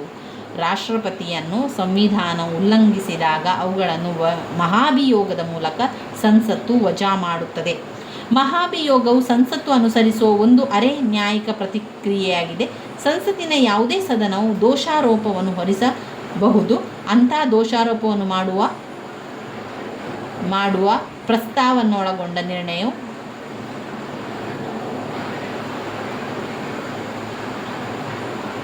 3/2 ಸದಸ್ಯರ ಬಹುಮತದಿಂದ ಅಂಗೀಕೃತವಾಗಬೇಕು. ನಂತರ ಇನ್ನೊಂದು ಸದನ ಈ ದೋಷಾರೋಪದ ತನಿಖೆಯನ್ನು ಮಾಡುವುದರ ತನಿಖೆಯ ಫಲಿತಾಂಶವಾಗಿ ದೋಷಾರೋಪ ತನಿಖೆ ಮಾಡಿದ ಸದನವು 3/2 ಬಹುಮತದಿಂದ ಸಮರ್ಥಿತವಾಗಿದೆ ಎಂದು ನಿರ್ಣಯ ಪಾಸು ಮಾಡಿದ ದಿನಾಂಕದಿಂದ ರಾಷ್ಟ್ರಪತಿಯನ್ನು ವಜಾಗೊಳಿಸಲಾಗುವುದು. ರಾಷ್ಟ್ರಾಧ್ಯಕ್ಷರ ಅಧಿಕಾರ ಮತ್ತು ಕಾರ್ಯಗಳನ್ನು ತಿಳ್ಕೊಳ್ಳುವ. ರಾಷ್ಟ್ರಪತಿಯು ಚಲಾಯಿಸುವ ಅಧಿಕಾರಗಳು: 1. ಕಾರ್ಯಾಂಗೀಯ ಅಧಿಕಾರ, 2. ಶಾಸನೀಯ ಅಧಿಕಾರ, 3. ನ್ಯಾಯಾಂಗೀಯ ಅಧಿಕಾರ, 4. ಸೈನಿಕ ಅಧಿಕಾರ, 5. ತುರ್ತು ಪರಿಸ್ಥಿತಿಯ ಅಧಿಕಾರ. ಇವಿಷ್ಟು ರಾಷ್ಟ್ರಪತಿಯವರ ಅಧಿಕಾರ ಮತ್ತು ಕಾರ್ಯಗಳಲ್ಲಿ ಬರುವಂಥದ್ದು. ಮೊದಲನೇದಾಗಿ ಕಾರ್ಯಾಂಗೀಯ ಅಧಿಕಾರ. ಕಾರ್ಯಾಂಗೀಯ ಅಧಿಕಾರದಲ್ಲಿ ರಾಷ್ಟ್ರಪತಿಯು ರಕ್ಷಣಾ ಪಡೆಗಳ ಮಹಾದಂಡನಾಯಕ. ಸಂವಿಧಾನದ 53ನೇ ವಿಧಿಯ ಪ್ರಕಾರ ಕಾರ್ಯಾಂಗದ ಅಧಿಕಾರವನ್ನೆಲ್ಲ ರಾಷ್ಟ್ರಪತಿಯಲ್ಲಿದ್ದು ಅದು ಅವರ ಮೂಲಕ ಚಲಾವಣೆಯಾಗುತ್ತದೆ. ರಾಷ್ಟ್ರಪತಿಯು ರಕ್ಷಣಾ ಪಡೆಯ ಮಹಾದಂಡನಾಯಕ. ಕೇಂದ್ರ ಸರ್ಕಾರದ ಎಲ್ಲ ವ್ಯವಹಾರಗಳನ್ನು ರಾಷ್ಟ್ರಾಧ್ಯಕ್ಷರ ಹೆಸರಿನಲ್ಲಿ ನಡೆಯುತ್ತದೆ ಮತ್ತು ಅವರ ಆ ಒಂದು ಅಧಿಕಾರ ಅವರು ಪಡೆದಿದ್ದಾರೆ. ಅಷ್ಟೇ ಅಲ್ಲದೆ ಸರ್ಕಾರದ ಕೆಲಸ ಕಾರ್ಯಗಳು ಸುಗಮವಾಗಿ ನಡೆಯಲು ಅಗತ್ಯವಾದಂತಹ ನಿಯಮಗಳು ಅಧ್ಯಕ್ಷರಿಂದ ರೂಪಿಸಲ್ಪಡುತ್ತದೆ. ಸರ್ಕಾರದ ಪ್ರಮುಖ ಹುದ್ದೆಗಳಿಗೆ ನೇಮಕ ಮಾಡುವ ಅಧಿಕಾರ ರಾಷ್ಟ್ರಾಧ್ಯಕ್ಷರಿಗಿದೆ. ರಾಷ್ಟ್ರಾಧ್ಯಕ್ಷರು ಪ್ರಧಾನಮಂತ್ರಿಯನ್ನು ನೇಮಿಸುತ್ತಾರೆ ಮತ್ತು ಪ್ರಧಾನಿಯ ಸಲಹೆ ಮೇರೆಗೆ ಇತರ ಮಂತ್ರಿಗಳನ್ನು ನೇಮಿಸುತ್ತಾರೆ. ಅಲ್ಲದೆ ರಾಜ್ಯಗಳ ರಾಜ್ಯಪಾಲರನ್ನು, ಸುಪ್ರೀಂ ಕೋರ್ಟ್ ಮತ್ತು ಹೈಕೋರ್ಟ್ಗಳ ನ್ಯಾಯಾಧೀಶರನ್ನು, ಭಾರತದ ಅಟಾರ್ನಿ ಜನರನ್ನು, ಕಂಟ್ರೋಲ್ ಮತ್ತು ಆಡಿಟರ್ ಜನರಲ್ ಅನ್ನು, ಕೇಂದ್ರ ಲೋಕ ಸೇವಾ ಆಯೋಗದ ಅಧ್ಯಕ್ಷರು ಮತ್ತು ಸದಸ್ಯರನ್ನು, ಚುನಾವಣಾ ಆಯೋಗದ ಮುಖ್ಯಾಧಿಕಾರಿಯನ್ನು ರಾಷ್ಟ್ರಾಧ್ಯಕ್ಷರು ನೇಮಿಸುತ್ತಾರೆ. ಅಲ್ಲದೆ ವಿವಿಧ ಆಯೋಗಗಳನ್ನು ರಚಿಸುವ ಅಧಿಕಾರ ರಾಷ್ಟ್ರಪತಿಗಿದೆ. ಅಂತಾರಾಜ್ಯಗಳ ಸಮಿತಿ, ಹಣಕಾಸಿನ ಆಯೋಗ ಮುಂತಾದವುಗಳನ್ನು ನೇಮಿಸುವಂಥ ಅಧಿಕಾರ ರಾಷ್ಟ್ರಪತಿ ಹೊಂದಿರುತ್ತಾರೆ. ಅಧ್ಯಕ್ಷರಿಗೆ ಮಂತ್ರಿಗಳನ್ನು, ರಾಜ್ಯಪಾಲರನ್ನು, ಅಟಾರ್ನಿ ಜನರನ್ನು ವಜಾ ಮಾಡುವ ಅಧಿಕಾರವೂ ಇದೆ. ಆದರೆ ಈ ಎಲ್ಲ ಅಧಿಕಾರಗಳನ್ನು ಮಂತ್ರಿಮಂಡಲದ ಸಲಹೆಯ ಮೇರೆಗೆ ಚಲಾಯಿಸಬೇಕು. ಇನ್ನು ಎರಡನೆಯದು ಶಾಸನೀಯ ಅಧಿಕಾರಗಳು. ಶಾಸನೀಯ ಅಧಿಕಾರಗಳಲ್ಲಿ ನಾವು ನೋಡಿದರೆ ರಾಷ್ಟ್ರಾಧ್ಯಕ್ಷರು ಸಂವಿಧಾನದ ಪ್ರಕಾರ ಸಂಸತ್ತಿನ ಅವಿಭಾಜ್ಯ ಅಂಗವಾಗಿದ್ದಾರೆ. ಆದುದರಿಂದ ಸಂಸತ್ತಿನ ಉಭಯ ಸದನಗಳ ಸಭೆಗಳನ್ನು ಕರೆಯುವುದು, ಮುಂದೂಡುವುದು, ಲೋಕಸಭೆಯನ್ನು ವಿಸರ್ಜಿಸುವುದು ಮುಂತಾದ ಅಧಿಕಾರಗಳನ್ನು ರಾಷ್ಟ್ರಾಧ್ಯಕ್ಷರು ಹೊಂದಿರುತ್ತಾರೆ. ಲೋಕಸಭೆಯ ಅವಧಿ ಮುಗಿಯುವ ಮುನ್ನವೇ ಅದನ್ನು ರಾಷ್ಟ್ರಪತಿಯು ಮಂತ್ರಿಮಂಡಲದ ಸಲಹೆಗೆ ಮೇರೆಗೆ ವಿಸರ್ಜಿಸಬಹುದು. ಸಾಮಾನ್ಯ ಮಸೂದೆಯ ಬಗ್ಗೆ ಸಂಸತ್ತಿನ ಎರಡೂ ಸದನಗಳ ನಡುವೆ ಭಿನ್ನಾಭಿಪ್ರಾಯ ಉಂಟಾದಾಗ ಅದನ್ನು ಬಗೆಹರಿಸಲು ರಾಷ್ಟ್ರಪತಿಯು ಎರಡೂ ಸದನಗಳ ಜಂಟಿ ಅಧಿವೇಶನವನ್ನು ಕರೆಯಬಹುದು. ರಾಷ್ಟ್ರಾಧ್ಯಕ್ಷರಿಗೆ ಸಂಸತ್ತನ್ನು ಉದ್ದೇಶಿಸಿ ಭಾಷಣ ಮಾಡುವ ಮತ್ತು ಸಂಸತ್ತಿಗೆ ಸಂದೇಶಗಳನ್ನು ಕಳಿಸುವ ಅಧಿಕಾರ ಇದೆ. ಇನ್ನು 3ನೇ ಪಾಯಿಂಟ್ನಲ್ಲಿ ನ್ಯಾಯಾಂಗೀಯ ಅಧಿಕಾರ. ನ್ಯಾಯಾಂಗೀಯ ಅಧಿಕಾರದಲ್ಲಿ ಸುಪ್ರೀಂ ಕೋರ್ಟ್ ಮತ್ತು ಹೈಕೋರ್ಟ್ಗಳ ನ್ಯಾಯಾಧೀಶರನ್ನು ನೇಮಕ ಮಾಡುವಂಥ ಅಧಿಕಾರ ಇರುವಂಥದ್ದು ರಾಷ್ಟ್ರಾಧ್ಯಕ್ಷರಿಗೆ. ಅವರು ಸೈನಿಕ ನ್ಯಾಯಾಲಯಗಳಿಂದ ಶಿಕ್ಷಿಸಲ್ಪಟ್ಟವರಿಗೆ, ಕೇಂದ್ರ ಕಾನೂನನ್ನು ಉಲ್ಲಂಘನೆಗಾಗಿ ಶಿಕ್ಷಿಸಲ್ಪಟ್ಟವರೆಗೆ, ಮರಣದಂಡನೆಯ ಶಿಕ್ಷೆಗೆ ಒಳಗಾಗದವರ ಶಿಕ್ಷೆಗಳನ್ನೆಲ್ಲವನ್ನು ಕ್ಷಮಿಸುವ, ತಡೆಹಿಡಿಯುವ, ಮುಂದೂಡುವಂತಹ ಕಡಿಮೆ ಮಾಡುವ ಅಧಿಕಾರ ಅವರಿಗಿದೆ. 4ನೇ ಪಾಯಿಂಟ್ ಸೈನಿಕ ಅಧಿಕಾರ. ರಾಷ್ಟ್ರಾಧ್ಯಕ್ಷರು ಭಾರತ ರಕ್ಷಣಾ ಪಡೆಯ ಮಹಾದಂಡನಾಯಕರು. ರಾಷ್ಟ್ರಾಧ್ಯಕ್ಷರ ಈ ಸೈನಿಕ ಅಧಿಕಾರವು ಸಂಸತ್ತಿನಿಂದ ನಿಯಂತ್ರಿಸಲ್ಪಡುತ್ತದೆ. ಸೈನಿಕ ವಿಷಯಗಳ ಮೇಲೆ ಕಾನೂನುಗಳನ್ನು ಮಾಡುವ ಅಧಿಕಾರವು ಸಂಸತ್ತಿಗೆ ಇದೆ. ಯುದ್ಧ ಶಾಂತಿಯನ್ನು ಘೋಷಿಸುವ ರಾಷ್ಟ್ರಾಧ್ಯಕ್ಷರ ಅಧಿಕಾರ ಸಂಸತ್ತಿನ ಸಮ್ಮತಿಗೊಳಪಟ್ಟಿರುವುದು. ಭಾರತದ ಸೇನಾಪಡೆಯ ಮುಖ್ಯ ಸೇನಾಪತಿ, ವಾಯುಪಡೆಯ ಏರ್ ಮಾರ್ಷಲ್ ಮತ್ತು ನೌಕಾಪಡೆಯ ಅಡ್ಮಿರಲ್ ಇವರನ್ನು ರಾಷ್ಟ್ರಾಧ್ಯಕ್ಷರು ನೇಮಿಸುತ್ತಾರೆ.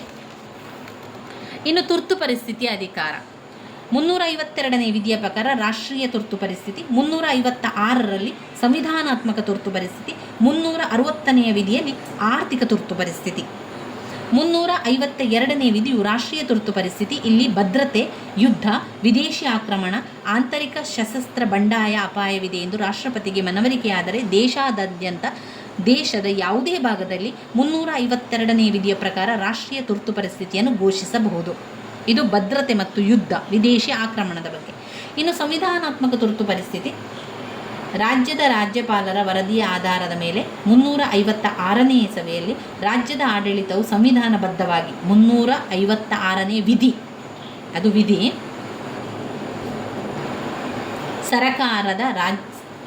ರಾಜ್ಯದ ಸರಕಾರವನ್ನು ವಜಾ ಮಾಡಿ ತಾವೇ ಅಧಿಕಾರ ಸೂತ್ರವಹಿಸಿಕೊಳ್ಳಬಹುದೆಂದು ಅಥವಾ ರಾಷ್ಟ್ರಪತಿ ಆಳ್ವಿಕೆಯನ್ನು ಘೋಷಿಸಲು 356ನೇ ವಿಧಿ ತಿಳಿಸುತ್ತದೆ.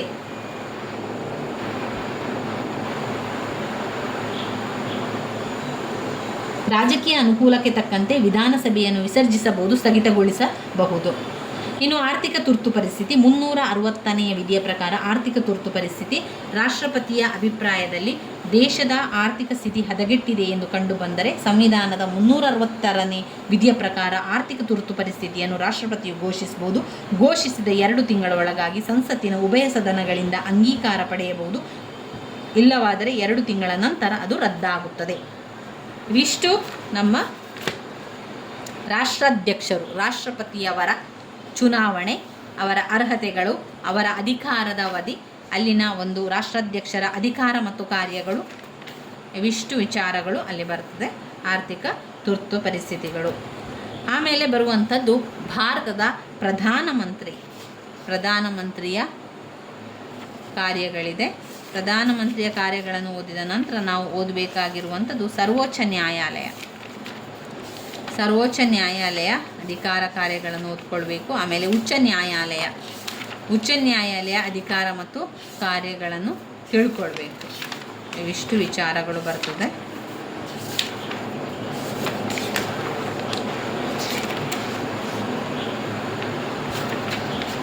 ಭಾರತ ಸಂವಿಧಾನದ ಸಂಯುಕ್ತ ಲಕ್ಷಣಗಳು ಕೂಡ ಅದರಲ್ಲಿ ಬರುವಂಥದ್ದನ್ನು ಕಾಣ್ಬೋದು. ಇದು ಬ್ಲಾಕ್ 2ರಲ್ಲಿ ಬರುವಂತಹ ಪ್ರಶ್ನೆಗಳಾಗಿದೆ. ಬ್ಲಾಕ್ 2ರಲ್ಲಿ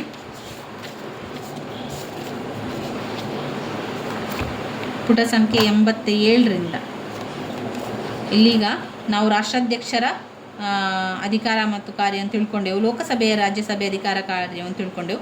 ಮುಂದಿನ ವಿಡಿಯೋದಲ್ಲಿ ಪ್ರಧಾನಮಂತ್ರಿ ಅಧಿಕಾರ ಕಾರ್ಯಗಳು, ಸರ್ವೋಚ್ಚ ನ್ಯಾಯಾಲಯ, ಉಚ್ಚ ನ್ಯಾಯಾಲಯ ಅಧಿಕಾರ ಕಾರ್ಯಗಳು, ಹಾಗೆ ಆಡಳಿತದ ಪಾರದರ್ಶಕತೆ ಪ್ರಬಂಧ, ರಾಷ್ಟ್ರಪತಿಯವರ ಅಧಿಕಾರ ಕಾರ್ಯಗಳನ್ನು ನಾವು ಓದ್ಕೊಂಡೆವು ಈಗಾಗಲೇ.